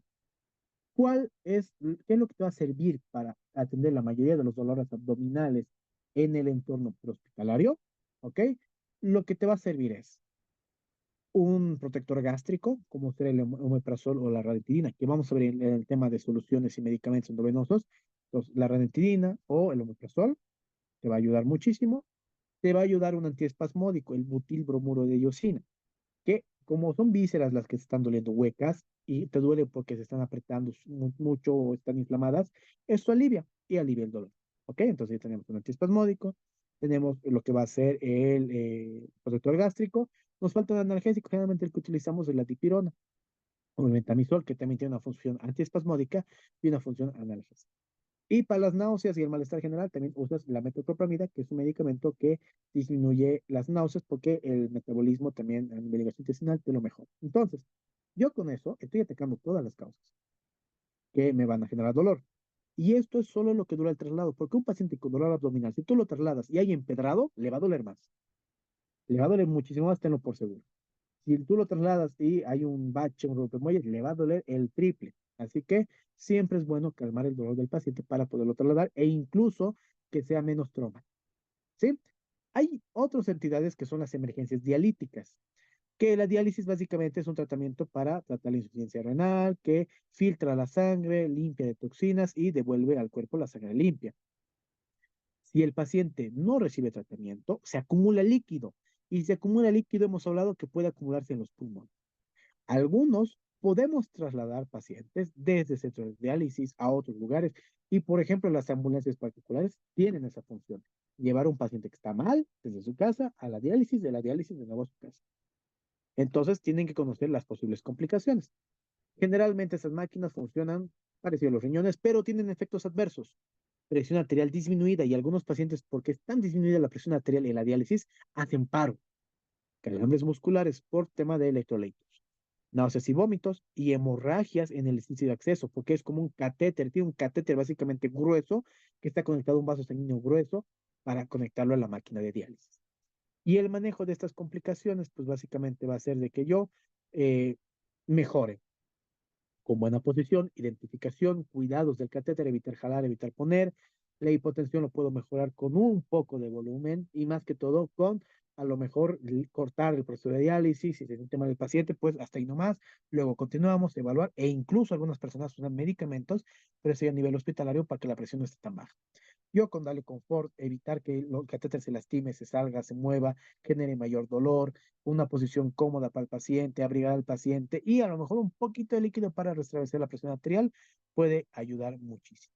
Entonces, con emergencias abdominales es lo que vamos a ver.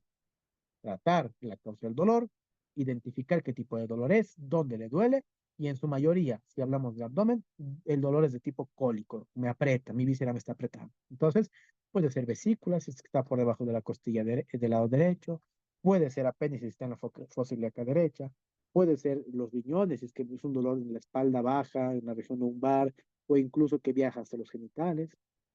¿Ok? Pueden ser muchas patologías, pero ya estamos identificando poco a poco cómo va a ser la cosa con estos pacientes. Entonces, con respecto a emergencias de origen abdominal, es lo que vamos a ver el día el día de hoy y en estos momentos, ¿no? Tenemos un pequeño descanso, ¿ok? Hasta las 9, 9 y 10, 9 y 5, ¿ok? Hasta las 9 y 5. Y después de este descanso vamos a volver con tema de emergencias abdominales, perdón, metabólicas. Y pues ya acabaríamos básicamente el tema de APH médico. Con eso, ya listos para poder hacer la parte práctica en el fin de semana y que, pues, bueno, a ustedes también les sirva de mucho, ¿no? Entonces tenemos un pequeño descanso, un ratito. Vamos a poner en pausa la grabación. Listo, vamos a ver el último tema que nos toca, las emergencias endocrinas y hematológicas que también se está asociando dentro de un solo ente, motivo por el cual también es importante su estudio. El sistema endocrino influye en casi cada célula, órgano y función corporal. Básicamente el sistema endocrino se encarga de que yo mande señales, ¿ok? Mi cerebro detecta cambios, necesita mandar señales para ir a favor o en contra de esos cambios. Mi cerebro necesita ir a lo mejor a modificar, a generar un estímulo, a generar una acción con respecto a los hormonas. Entonces, la forma que tiene el cerebro de comunicarse con todo el cuerpo. Los trastornos endocrinos pueden presentarse en muchos signos y síntomas. Generalmente son difíciles de evaluar y es saber específicamente cuáles los signos y síntomas, pero algunos son un poco más fáciles. En su mayoría son un poquito complejos, ¿ok? Vamos a ver el más importante que es la hipoglicemia. Con respecto a las emergencias hematológicas, son difíciles de evaluar y tratar a nivel hospitalario y generalmente algunas acciones específicas que nosotros hagamos pueden salvar la vida de nuestros pacientes.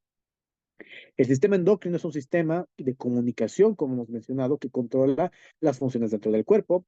Las glándulas endocrinas secretan hormonas mensajeras y estas hormonas van a llegar a alguna célula y esta célula va a empezar a cumplir una función. los trastornos endocrinos son a causa de un problema en la comunicación, o que no tenga hormona, o que mi receptor no esté funcionando, o que directamente no me han mandado la hormona para poder actuar. Generalmente, las que más hablamos son las que se encargan del metabolismo de la glucosa. El cerebro necesita glucosa y oxígeno. Y si le falta uno de esos, tenemos problemas. Hay una hormona que se llama la insulina, que la insulina es necesaria para que esta glucosa entre a todas las células. La insulina es la llave que abre las células para que la glucosa pueda entrar. Si no tengo insulina, si la insulina no trabaja, la glucosa que está en el torrente sanguíneo, que está ahí a la espera de poder entrar a la célula, no puede entrar y se acumula en el torrente sanguíneo. Eso hace la sangre más espesa y eso hace que también sea un potencial, a lo mejor, mediador inflamatorio que genere mayor complicación. Ahí la glucosa, pero no está entrando donde debería entrar muchas veces si no tengo la insulina o no está funcionando de forma efectiva. El páncreas produce glucagón e insulina, el cual, de la misma forma, el páncreas va a ayudar de que se secrete, forme la insulina y hagamos que la glucosa entre las células y el glucagón de que esa, pues básicamente, cuando yo no tenga glucosa suficiente, pues el glucagón pues hace que se active y la glucosa que está en el hígado pues también se va a utilizar. Con respecto a la fisiopatología, la diabetes mellitus es la causa más frecuente de afecciones en el paciente y limita la capacidad del cuerpo para usar esta glucosa. Tengo la glucosa, pero no puedo utilizarla como mecanismo de energía. Sin tratamiento, los niveles de glucosa que estén elevados, ¿ok? Puede provocar una enfermedad que pone en riesgo la vida o incluso el coma y la muerte. Las complicaciones generalmente se asocian a ceguera, que el riñón también se afecte, una insuficiencia renal y una enfermedad cardiovascular. Igual puede estar presente. Necesitamos conocer los signos y síntomas de un nivel alto o bajo de glicemia. Alto vamos a decirle hiperglicemia y bajo hipoglucemia, ¿ok? La hiperglicemia y la hipoglucemia se pueden presentar en la diabetes mellitus tipo 1 y 2. Es indiferente, por mal control de tratamiento, por mala alimentación, pueden descontrolarse. Todos los pacientes que tengan hipoglicemia requieren un tratamiento rápido, porque hemos dicho que el cerebro necesita oxígeno y necesita glucosa. Si no tiene glucosa, igual sufre el cerebro, ¿ok? Entonces, en ese sentido, necesitamos reponer la glucosa de estos pacientes.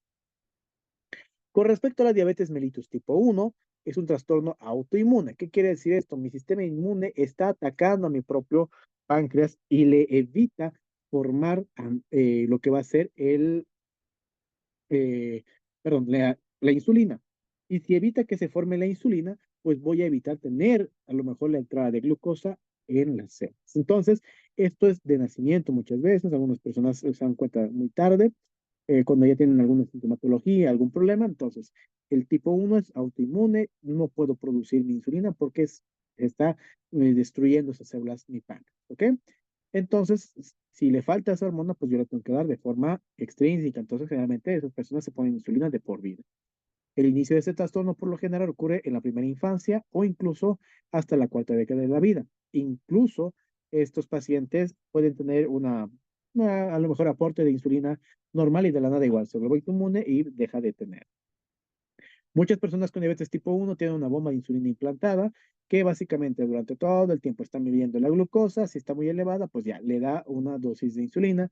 Ya hay en Bolivia ese tipo de tratamientos, son carísimos, pero ya hay y puede mal funcionar y estar presente en algunas emergencias diabéticas. ¿Qué pasa si le pongo demasiada insulina a este paciente? La glicemia va a estar sumamente disminuida. Si está sumamente disminuida esta glicemia, pues el paciente tiene nivel de conciencia alterado. Si más bien no le doy la insulina a este paciente, la glicemia va a estar sumamente elevada. Entonces, estos necesitan sí o sí de la insulina para poder manejar la diabetes que tienen. Y siempre hay que preguntar sobre una presencia de bomba de insulina, administración de insulina a los pacientes diabéticos, ¿ok? Generalmente la diabetes es más común en la infancia, la tipo 1, y los síntomas básicamente la poliuria, polidipsia, polifagia, pérdida de peso y fatiga. ¿Por qué? Voy a orinar más veces porque como tengo un nivel elevado de azúcar en sangre, porque mi insulina no está funcionando, porque no tengo que eliminar, la elimino por la orina. Mi cuerpo me dice, necesitamos energía. Y mi cuerpo también le dice, tienes glucosa ahí. Y mi cuerpo dice, no puedo utilizarla. Entonces tengo hambre, necesito energía, necesito que ingieras comida para que yo pueda trabajar. Entonces perdón, esta es la sed. La polidipsia es de que tenemos un elevado nivel de lo que va a ser el tema de, ¿dónde está? Están con el micrófono prendido. La polidipsia es de que yo tengo un elevado nivel de glicemia en sangre, la sangre está muy espesa y tengo que diluirla. Entonces, lo que hace el paciente es que toma mucho líquido, tengo mucha sed, entonces la polidipsia genera eso, ¿ok? La sed excesiva que tenemos en los pacientes porque hay un aumento de la viscosidad, si ustedes quieren verlo sanguínea, y necesita bajar esos niveles, ¿ok? La polifagia, lo que yo les mencionaba, van a disculpar chicos, es de que el paciente se queja de que tiene hambre todo el tiempo, tiene hambre, entonces el paciente es porque el cuerpo no sabe que tiene glucosa, ¿ok? Y no puede entrar esa glucosa, entonces el cuerpo dice no has comido, por eso no, mis células no tienen glucosa, entonces te pide más comida. Pérdida de peso, porque como no estoy usando la glucosa como vía de energía, estoy usando muchas veces la grasa para utilizar. Y la fatiga, el malestar general, porque no estás usando la energía de forma adecuada o la energía que tu cuerpo necesita. El nivel de glucosa en sangre del paciente, muchas veces cuando yo tengo la diabetes mellitus tipo 1, es elevado, ¿ok? Y si es elevado, pues el riñón se ve abrumado por eso y tengo que orinar. Las células aparte no van a recibir glucosa, entonces voy a quemar grasa, los voy a tener que orinar para de sacar los desechos, básicamente las cetonas, y no podemos mantener el equilibrio ácido-base. Y aparte el paciente tiene una respiración de Kussmaul, que básicamente es una respiración agitada, laboriosa en estos pacientes.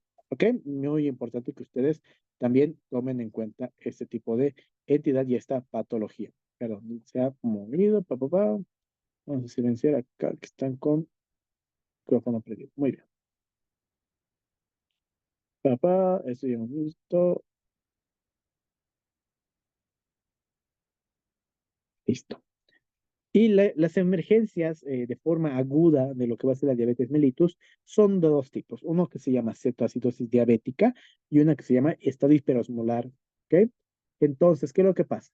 Yo la cetoacidosis diabética, como no estoy utilizando la glucosa, estoy utilizando grasa y esta grasa genera cuerpos cetónicos y ácido láctico, ¿ok? Pues básicamente hay una acidosis generalizada en mi cuerpo. Se puede presentar como básicamente una enfermedad generalizada que tenga compromiso de conciencia, una respiración alterada y pues el paciente tiene una glicemia súper elevada. Generalmente estos pacientes con diabetes tipo 1 tienen ese tipo de entidad y puede causar la muerte si es que yo no lo detecto y no lo trato. Hay que obtener el historial de mi paciente y el nivel de glucosa. Generalmente está mayor a 400, lo normal es hasta, si tú quieres decir de que el paciente no tiene diabetes, por menos de 126, ¿ok? Para decir que no tiene diabetes. Ahora, las causas de la resistencia a los efectos de mi insulina. No, yo tengo insulina, se está produciendo, pero lo que pasa es de que mi cuerpo no le está pudiendo asimilar. Muchas veces eso se llama resistencia a la insulina. Que tengo, produzco, no tengo nada autoinmune, pero no está pudiendo entrar a mis células porque no está trabajando bien a nivel de las compuertas, si ustedes quieren verlo así. Entonces, generalmente estos necesitan medicamentos para que las compuertas se mejoren, para que la entrada de la glucosa a través de la insulina se mejore. Y estos de acá tienen una asociación entre la obesidad y el incremento de la resistencia. Básicamente, si yo soy obeso y sedentario, mi cuerpo se ha acostumbrado a que la glucosa entre en sangre poquito, más o menos, porque no hago actividad física, no necesito grandes cantidades de energía. Entonces, y ya cuando yo tengo un aporte mayor de glucosa y mi cuerpo no lo va a utilizar, pues hay resistencia a la larga de los receptores. ¿Ok? El páncreas produce más insulina para compensar los elevados niveles de glucosa. Mi insulina, ok, se está produciendo, pero no está siendo eficiente para hacer que las células puedan nutrirse de la glucosa. Entonces dice, tengo un problema, voy a secretar más insulina y no me sirve tampoco de nada. Esta resistencia a la insulina puede mejorar si yo hago ejercicio, si yo tengo modificaciones en la dieta, como primer parámetro, puede mejorar. ¿Ok? Y pues básicamente hay medicamentos orales utilizados para la diabetes mellitus tipo 2, a veces de typeo, y algunos aumentan que la secreción de la insulina sea un poquito mayor, ¿ok? Pero lo malo es de que esto puede generar mayor hipoglicemia, como ser, por ejemplo, el tema de la glibenclamida, por ejemplo, ¿ok? Pero algunos hacen que los receptores de insulina se mejoren, como ser, por ejemplo, la metformina, que es uno de los que te ayuda a que los receptores se ayuden y que tampoco produzcas mayor cantidad de glucosa a través del hígado, no tampoco más mayor cantidad de glucosa. Entonces, estos de acá no te dicen que causan hiperglicemia. Entonces, si tú preguntas entre si la insulina, la glibenclamida y la metformina, pues si toma alguno de esos, muchas veces el paciente toma metformina solito. Y probablemente la metformina no le cause hipoglicemia, ¿ok? Porque solo mejora los receptores, solo regula, es un normoglicemiante. Pero la glibenclamida sí estimula mayor producción de lo que es la insulina y puede que la glicemia baje. Y la insulina de por sí, si yo le doy más insulina exógena, pues obviamente va a disminuir la glicemia. Y otros van a disminuir los efectos del glucagón, la liberación de glucosa almacenada, como ya hemos mencionado. Algunos actúan de forma diferente. Hay medicamentos que no hay ni siquiera en Bolivia, pero en otros países sí funcionan muy bien. Para la diabetes tipo 2 también puedo utilizar insulina, pero eso en casos en los cuales estos medicamentos ya no me funcionan. Que no tenga de otra, de que es niveles elevados de glicemia que no puedo controlar con estos antidiabéticos orales, como se les conoce, y ni modo, tengo que empezar con medicamento subcutáneo, que es la insulina.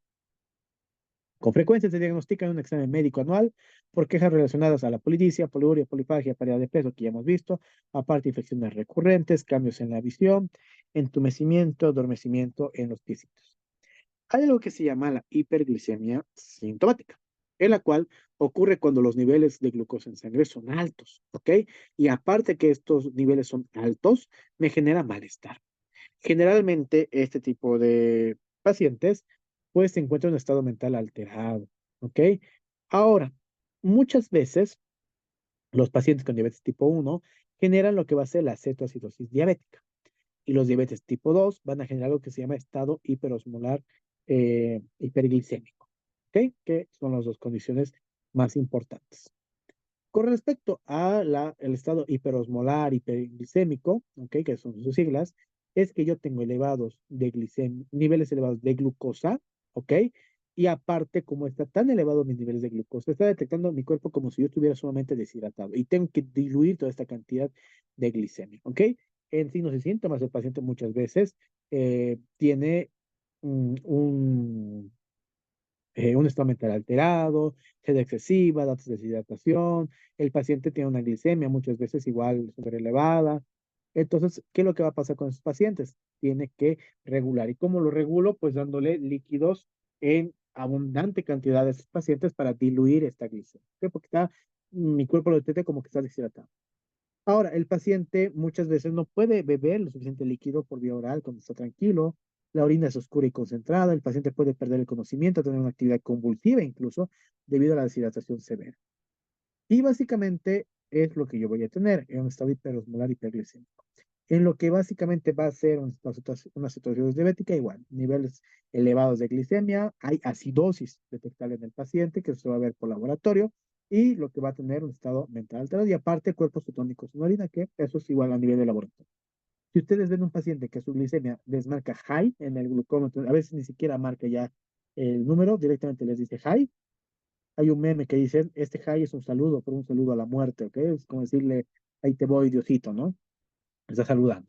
Entonces, ¿por qué? Porque es muy peligroso. Y ustedes no van a saber detectar si es un estado hiperosmolar hiperglicémico o una cetoacidosis diabética en el entorno hospitalario.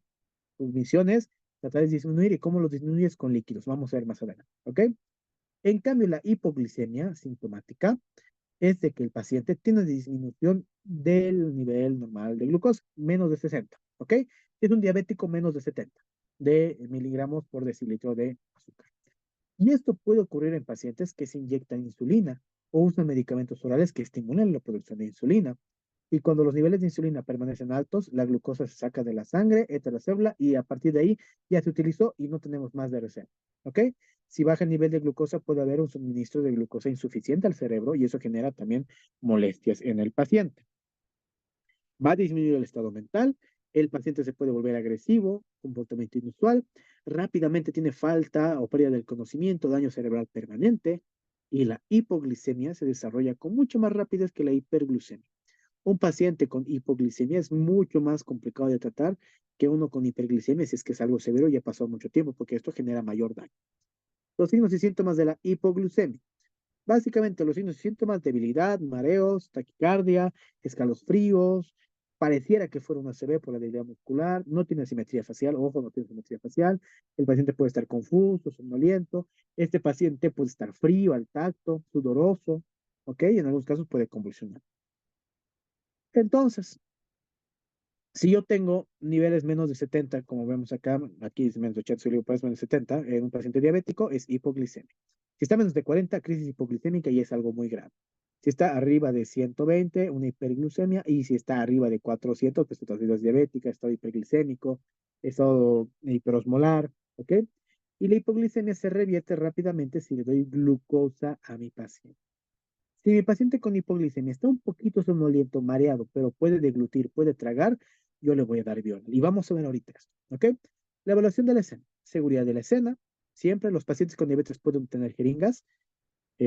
Jabar tu saliva, disculpa, chicos. No sé qué está pasando hoy día con la tablet.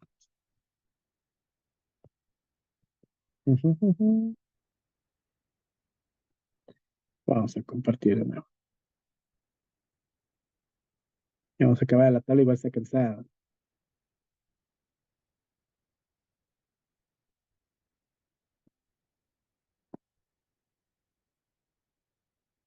Estábamos en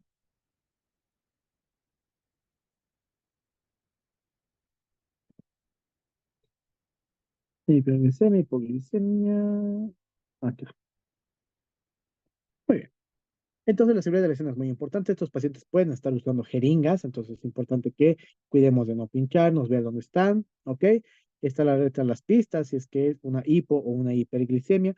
¿Cómo estoy alerta a las pistas? Si veo una insulina ahí y mi paciente está somnoliento y veo que es un viejito abandonado, que se ha puesto su insulina y que no había comido, pues probablemente sea esa la causa.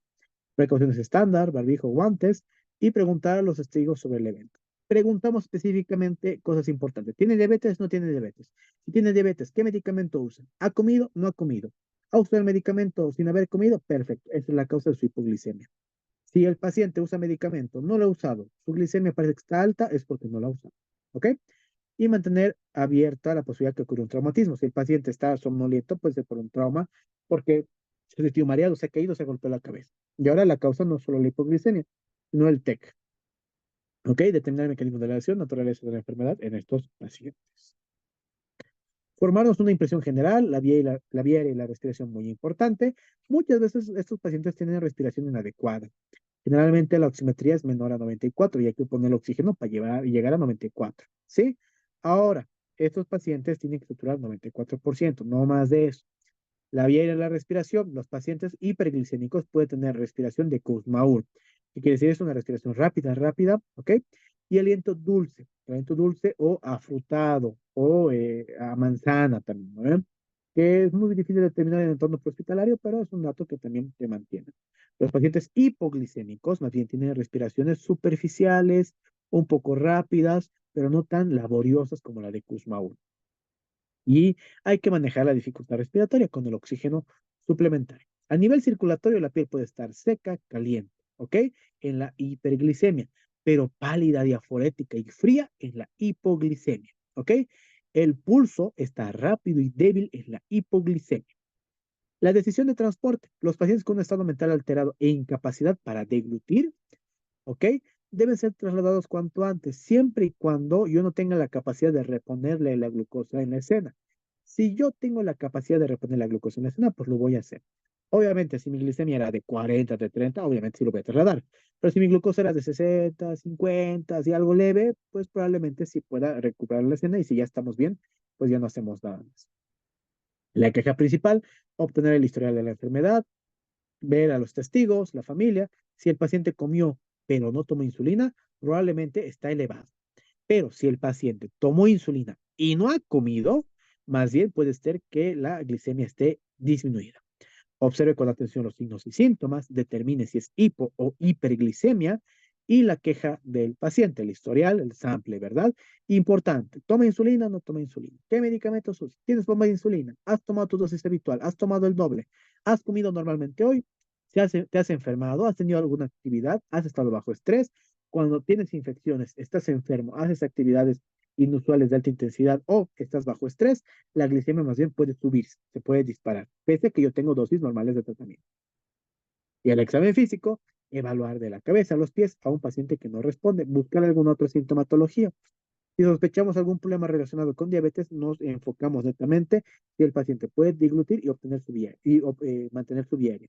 Si no puede deglutir, no puede mantener su vía aérea, pues tratamiento endovenoso, oxígeno, incluso hasta cánulas podemos usar orofaringes, etcétera. ¿Ok? Ahora, si el paciente que estamos viendo nosotros puede mantener su vía aérea, puede deglutir, le damos vía oral las cosas. Los signos vitales, importante implementar la glucometría, ¿ok? Y hacer la glicemia. Si está hiperglicémico, pues las respiraciones son, digo, si está hipoglicémico, las respiraciones pueden ser normales, a rápido, superficiales, el pulso débil, rápido, la piel pálida, fría, diaforémica y una presión arterial baja. En cambio, la hiperglicemia, las respiraciones son profundas y rápidas, ¿ok? El pulso puede ser rápido, débil y la piel puede estar caliente, seca, la presión arterial puede estar normal. El glucómetro es básicamente lo más práctico y fácil de usar. Lo vamos a usar el día de las prácticas, el sábado y domingo. Identificar rangos altos y bajos con los que funciona el glucómetro. Algunos glucómetros, cuando ya dice 300, ya te dice high. Algunos a partir de 400, algunos a partir de 450, otros de 500, depende de la marca. Y algunos por debajo de 40, igual todo te dice low. Y algunos, pero sí te marcan menos de 10. El rango normal de niveles de glucosa en adultos es de que no estén en ayunos, o sea, que han comido algo, es de 80 a 120, con tal de que estemos menos de 126, igual no es todavía diabetes, es algo normal. Y lo que es un paciente neonato no debe ser superior a 70 miligramos de xilitro, dato ahí interesante que nos pone en la bibliografía. Pero, ¿qué es lo que pasa si yo tengo una glicemia de 40, una glicemia de 50, de 60? Ya hay que reponer este tipo de cosas. Si tengo una glicemia arriba de 200, 300, 400, igual hay que hidratar a estos pacientes. Intervención. Hay que reevaluar a los pacientes. En caso que el paciente sea hipoglicémico y puede deglutir, le voy a dar tabletas de glucosa, jugo con contenido de azúcar sur del valle, pura vida, Coca-Cola, lo que ustedes quieran, ¿ok? Hay preparación en gel de glucosa, sí, pero no tenemos nosotros en nuestro medio. Pero con tal que le demos vía oral, perfecto. ¿Cuántos darle vía oral? Básicamente, un vaso de Coca-Cola puede ayudar. Un vaso de Coca-Cola con 2 cucharas de azúcar te ayuda mucho más rápido. Comer una manzana te ayuda. Un dulce, las gomitas, por ejemplo, los panditas de gomita, 4 de esos panditas también te ayudan. ¿Ok? Las viboritas también te ayudan. Todo lo que sean masticables, dulces, chupetes, de todas esas cosas tiene una gran cantidad de glucosa y te va a ayudar, te lo va a subir. ¿Ok? Ahora, proporcionar transporte rápido si este no mejora. El paciente hipoglicémico inconsciente, ¿ok? Con riesgo de aspiración. El paciente que está inconsciente, que está sin proteger su vía aérea, está planchadísimo, glando disminuido, necesitamos glucosa intravenosa o glucagón intramuscular o intranasal. Pero en algunos proveedores está más allá de sus competencias, pero si tienen la capacidad y el conocimiento, como vamos a ver, para poner un suero, ponerle su glucosado al 5%, al 10%, en México usábamos al 20, hasta el 50%, pues vas a poner. Pero si no, controlar rápido, ya vas a hacer mucho. Si tienes dudas, consulta al control médico para ver cuánto le vas a poner de glucosa. Ahora, importantísimo, esa glucosa que le vas a poner en vena, tienes que hacer controles. Ni bien has instalado el tratamiento a los 15 minutos y a los 30 minutos para ver si hay mejoría. Y luego a la hora, ¿ok? Porque a veces sube de golpe y también baja de golpe. Entonces, a veces de la nada, pues, importante. Y si no, con su vía de su glucosa al 5% le das. Hay fórmulas para calcular cuánto le tengo que dar, pero eso es más en ambiente hospitalario, no tanto a nivel prehospitalario. Si no podemos obtener una prueba para el valor de la glicemia, una evaluación exhaustiva, comunicarnos con el hospital para ayudar a resolver signos y síntomas y trasladarla tal como esté, con oxigenoterapia, posición cómoda y confort. Estos son los test de glucosa oral, por ejemplo, que es glucosa al 15%, que es un gel que se disuelve rápido, puede haber tabletas o en líquido, ¿ok? Pero en nuestro medio, pues básicamente hay las gomitas, Coca-Cola, jugos de frutas, etcétera. ¿Cuáles son las contraindicaciones? Y para darle algo vía oral, de que no pueda deglutir, esté inconsciente, ¿ok? Si voy a poner algo en la boquita, voy a usar guantes. Hay que seguir protocolos, es que voy a administrar glucosa, en este caso, bebidas, etcétera, lo que ya hemos visto. Reevaluar los 15 minutos, a la media hora, a la hora, y proporcionar transporte si es necesario. La presentación de la hipoglicemia. ¿Puede haber convulsiones? Sí. Y si hay convulsiones en una hipoglicemia, eso ya es grave. ¿Ok? Puede indicar una condición peligrosa y potencialmente mortal. Y el manejo de las convulsiones no va a ser tanto evitar que convulsiones, sino va a ser manejar la causa que es la hipoglicemia. Puede haber estado mental alterado en una hipoglicemia, sí. Y puede ser solo por hipoglicemia o puede ser por otras cosas. Que aparte tengo una complicación de la diabetes. O puede ser de que el paciente, aparte de eso, tiene alguna otra entidad asociada. Y ahí sí las mnemotécnicas como el AIOU para haber estado mental alterado, que básicamente acidosis, desequilibrio hidroelectrolítico, intoxicación, sobrecarga de volumen que puede estar teniendo, hiperuricemia, ok, traumatismo, otras drogas que pueden generar intoxicación, patologías previas, y también lo que va a ser el tema de sepsis que puede tener nuestro paciente, ok. Pero en ese sentido, esto es un poquito más complicado de ver y el manejo es según las causas, ok. Puede haber un diagnóstico erróneo neurológico. ¿Qué quiere decir esto? Yo puedo decir es hipoglicemia, es hipoglicemia, es hipoglicemia y luego el ACV. O decir era ACV, ACV, ACV y lo toman la glicemia, era hipoglicemia. Y los síntomas se pueden confundir no solo con un ACV, sino también con una intoxicación. Un paciente con diabetes puede estar a lo mejor, y escucha otra vez me vuelta a salir, puede estar detenido en una estación de tránsito, probablemente por un estado mental alterado asociado al alcoholismo. El alcohol, ojo, el alcohol, y eso es muy importante, puede generar hipoglicemia, ¿ok? ¿Por qué? Porque tu hígado va a preferir metabolizar el alcohol, metabolizar este alcohol, esta cosa dañina para tu cuerpo, y va a dejar de metabolizar tu alimento, tu comida para generar energía. Entonces, estos pacientes que están en estado etílico severo, ¿ok? Pueden tener hipoglicemia. Muy importante, es un dato que a lo mejor no siempre se toma en cuenta y es por eso que algunos pacientes en estado etílico pues pueden fallecer, ¿sí? Pueden fallecer y es algo complicado. A ver, es este de acá. Vamos a volver a entrar y ya estamos acabando, chicos. La tarea ya está en las últimas igual.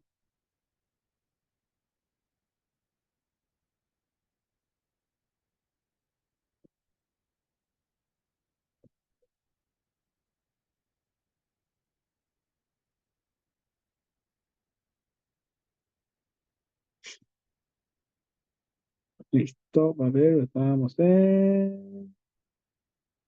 ver acá. Atrás, listo. Puede estar en una estación de policía, ¿ok? Y está en riesgo porque va a decir, ah, está borracho nomás, entonces tiene una crisis hipoglicémica y pues se descompensa, ¿ok? Es por eso que los pacientes entran en un estado profundo con los cuales se duermen, ¿ok? Una tarjeta de identificación en caso de que tengan emergencias médicas, algunas tarjetas dicen soy diabético, etcétera. Una prueba de glucosa en sangre en la escena, una glicemia.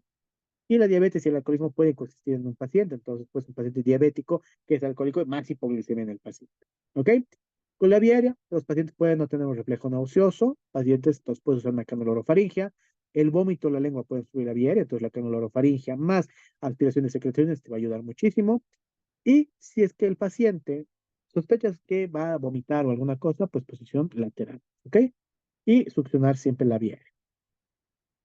Con respecto a las enfermedades hematológicas, el estudio de enfermedades relacionadas con la sangre, hay tres trastornos que pueden generar emergencias.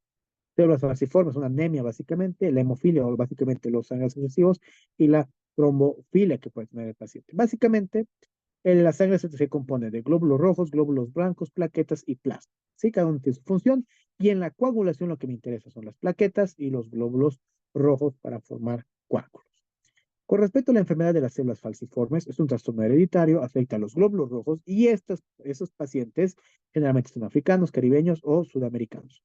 Y estos de acá tienen glóbulos rojos deformes que generan una disfunción. No son glóbulos rojos funcionales al 100% para generar a lo mejor una buena oxigenación e incluso pueden formar coágulos, ¿por qué? Por su mala forma.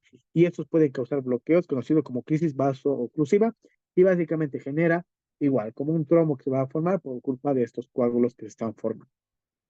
Y básicamente es más corta la vida de las células, el paciente va a tener anemia, va a tener mayor producto de desecho y va a ayudar a que el paciente no tenga una buena función. Entonces, las complicaciones son anemia, coágulos biliares, ictericia, porque se está destruyendo mucha sangre, el vaso va a dejar de funcionar bien y puede generar coágulos. Muchas de esas complicaciones son dolorosas y potencialmente mortales, ¿ok? Y pues el paciente va a necesitar un traslado inmediato una vez que tú identifiques eso, porque los pacientes que están sumamente cansados, decaídos, agitados, no pueden incluso hacer actividades físicas de mediana intensidad porque se agitan. La hemofilia, ¿ok? Es la capacidad reducida para formar un coágulo. Entonces, tenemos disfunción en la coagulación, ¿ok? Para formar coágulos, no puedo formar coágulos. Y los pacientes, por lo general, básicamente están con problemas acá en los factores de coagulación, que no vamos a hablar de ellos, pero básicamente yo les puedo dar estos suplementos de los factores de coagulación para tratarlos. La trombofilia es que básicamente yo tengo un trastorno para mantener, ¿ok? Un flujo de sangre normal. y esto va a hacer de que la sangre genere bloqueos. Básicamente, las varices que yo puedo tener se pueden formar a partir de esto, la sangre se coagula y tenemos problemas. Por lo general, estos pacientes tienen una coagulación más fácil de lo normal, ¿ok? Al contrario de la hemofila. Aquí más bien estos pacientes forman coágulos más frecuentemente y esos coágulos se pueden formar, pueden generar dolor, por ejemplo, si se forman a nivel de las extremidades, como sea la trombosis venosa profunda, generalmente en los pacientes en las extremidades inferiores que han viajado, que son sedentarios, que han llegado de viaje, que no han movido las extremidades inferiores, se puede formar. Y lo peligroso de ese coágulo es que puede viajar a cualquier parte del cuerpo, generando un trombo que puede irse a los pulmones, una tromboembolia pulmonar, que puede irse al cerebro, una ACV. Entonces es importante cuidar a estos pacientes. Y los métodos básicamente es que un paciente use anticoagulantes generalmente, medias de compresión muy importante y dispositivos mecánicos como ser que pues haga ejercicio y mueva los piecitos. Hay factores de riesgo, generalmente la edad, que tenga cáncer, que tenga diabetes, que tenga algunas enfermedades de base, que ayude a formar coágulos y el tratamiento, anticoagulación en el hospital y generalmente ayuda muchísimo estos medicamentos. Este paciente con tromboembolia, trombosis venosa profunda puede viajar desde la extremidad hasta cualquier parte, al pulmón, generalmente al cerebro o incluso al mismo corazón. ¿Ok? La mayoría de los pacientes hay que ver, hay que evaluarlos, hay que analizarlos, considerar el manejo del oxígeno, ver el mecanismo de la naturaleza de la enfermedad, antecedentes en esos pacientes. Si el paciente se cayó, pues inmovilizamos la columna. Una impresión general, una buena vía de respiración con una buena saturación de oxígeno, ¿ok? Porque pueden estar muchas veces alterados. Con respecto a la circulación, muchas veces la frecuencia cardíaca está aumentada, muchas veces hay sangrados abundantes en la hemofilia, ¿ok? O muchas veces hay datos de hipoxia. Hay que ver a qué paciente traslado y a cuál no. Si es un paciente que está con anemia, descompensado, si está con mucho sangrado o con riesgo de formar coágulos, dolor en las extremidades inferiores, que la extremidad inferior se sienta entumecida, dolorida después de un viaje, también hay que tomarlo en cuenta. La queja principal es importante en esos pacientes y ver, ¿el dolor que tú tienes es un solo lugar del cuerpo? ¿Tienes alguna alteración visual, náuseas, vómitos, cólicos abdominales, dolor de pecho, dificultad para respirar, dolor en las extremidades inferiores y la historia clínica? ¿Te has sentido mal antes? ¿Cuándo ha sido la última vez que te has sentido mal? ¿Cómo se ha resuelto la última vez que te sentiste mal?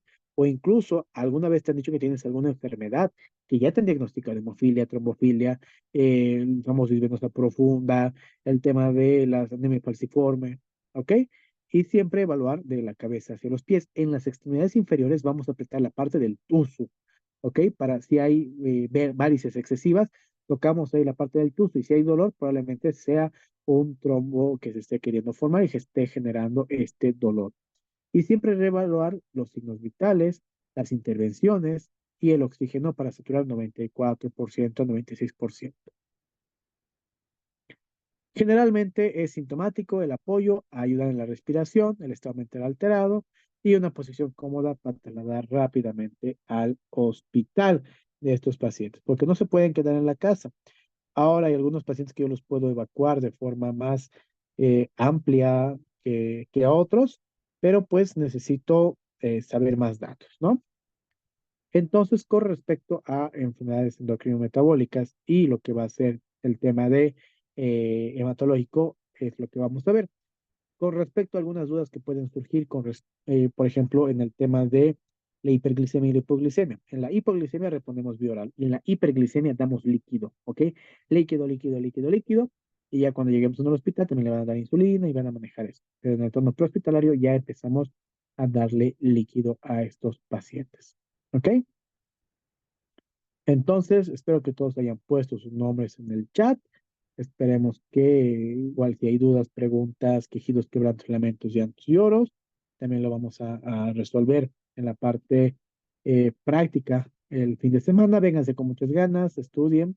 Hay un documento que les subí, está en el grupo, que es un libro, el libro naranja, de donde están estas diapositivas justamente diseñadas, en la cual ustedes van a poder entender, ¿ok? Mejor muchas de estas cosas, van a poder leerlo incluso a largo plazo. Ustedes me pidieron una bibliografía, esta es la mejor bibliografía, es la Biblia de la atención prehospitalaria básicamente. ¿Sí? Entonces no hay nada más que decir, chicos, tengan una bonita noche, nos vemos el este fin de semana que viene, sábado y domingo. Nos vemos. Y si quieren tomar BLS, también aprovechen de tomar BLS.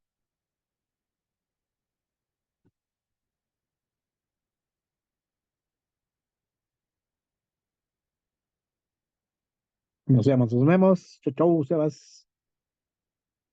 Buenas noches, Hugo. Nos cheques.